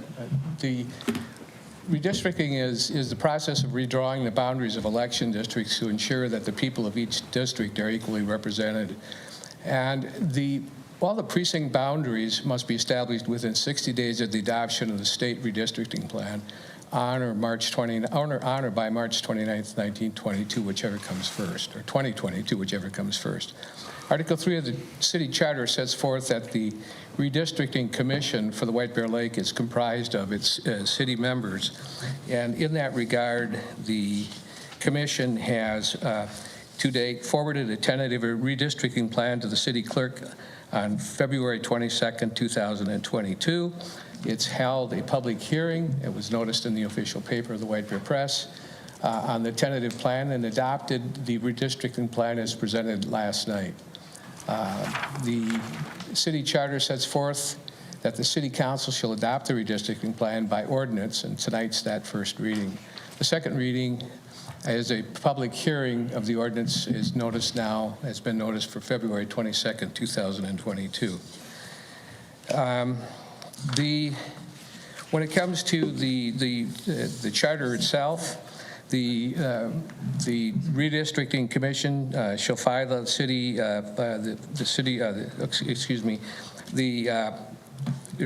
charter itself provides that the redistricting commission, that we filed the city that with the city clerk a tentative plan for the readjustment of the council districts to comply with the following specifications. And number one, that all the districts shall be formed of compact, contiguous territory, and the boundary lines between the districts shall follow the center line of the street. All of the districts shall contain, as nearly as possible, the same number of residents, and the tentative plan shall include a map and a description of the districts being recommended, and shall contain, in addition, the number of people contained within those districts. The city itself is broken up into 5 wards. We have approximately 25,000 people in the city, so a little bit less.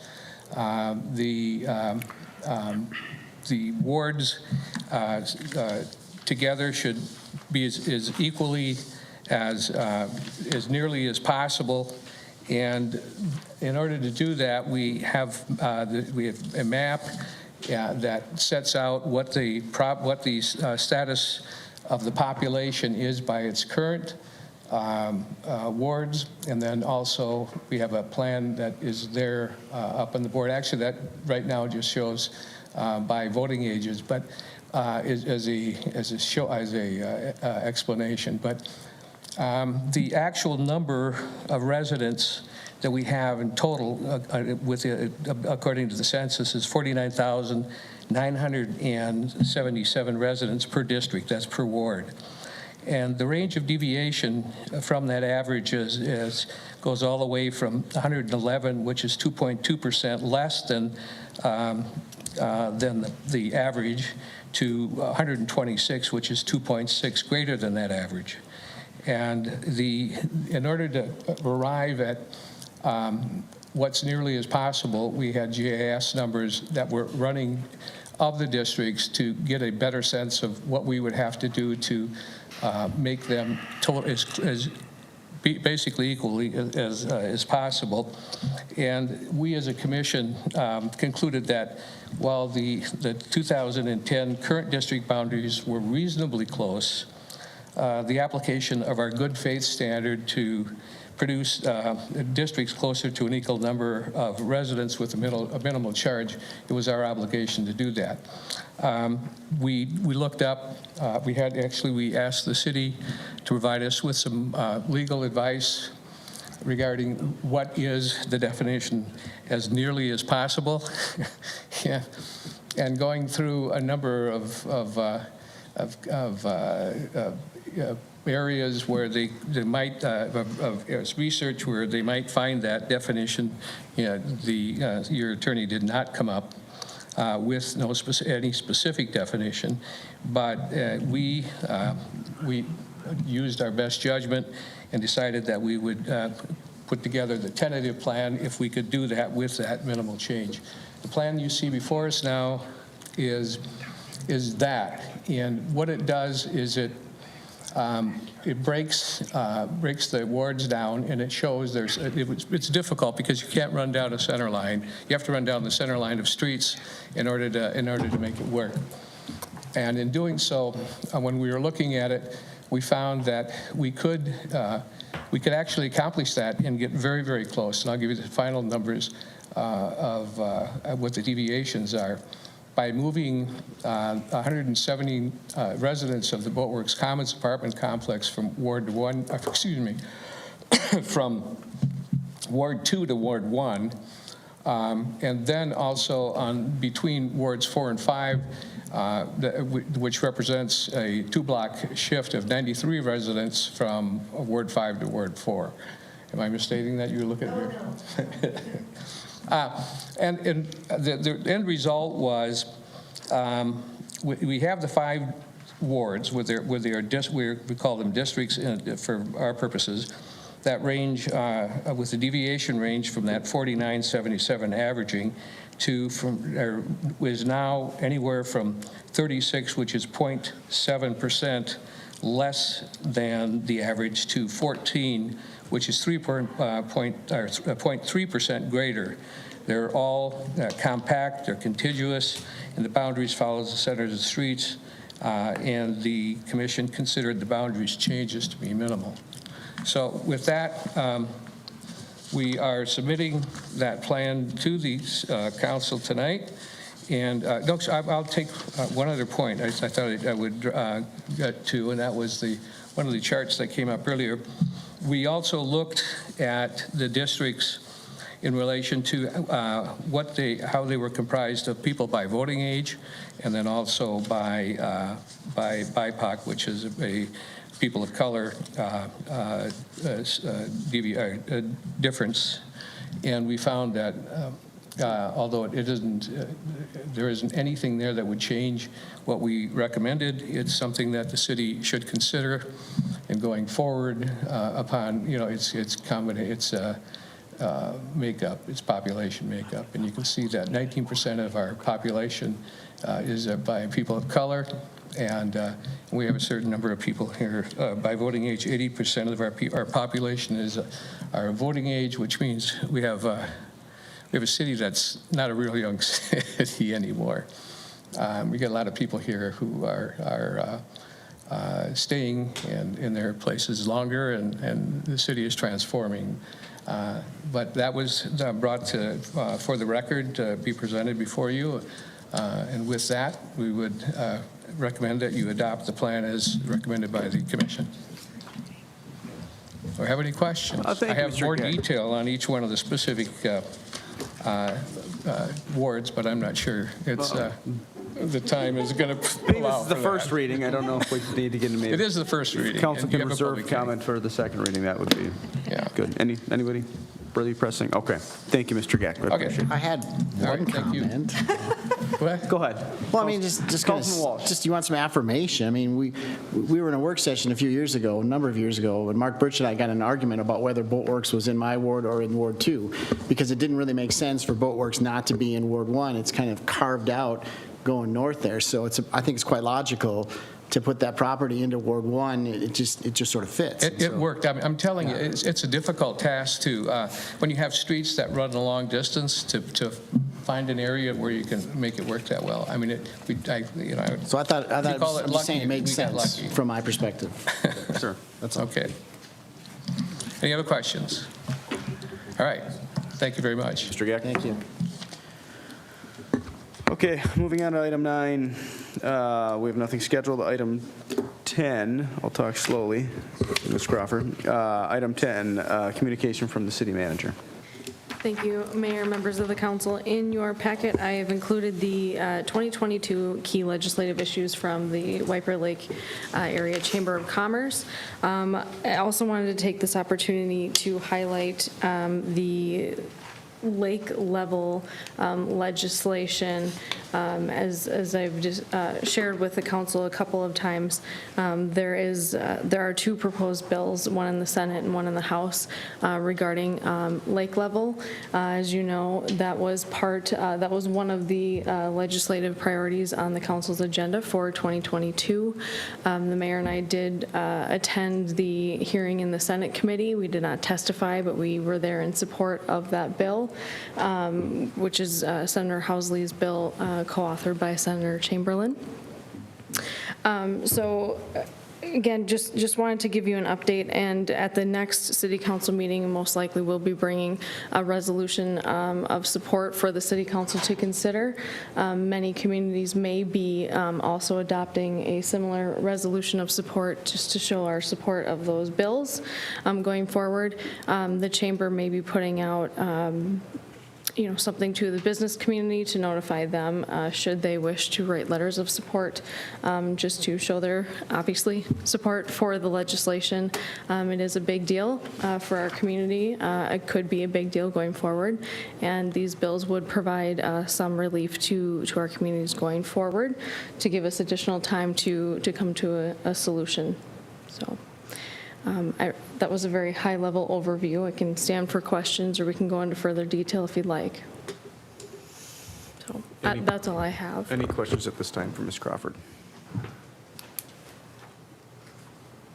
Seeing none. Thank you, Ms. Crawford. Thank you. That's all the items that we have on our agenda. I would entertain a motion to adjourn. Second. I have a motion and a second. All those in favor say aye. Aye. Aye. We're adjourned. Longest meeting yet.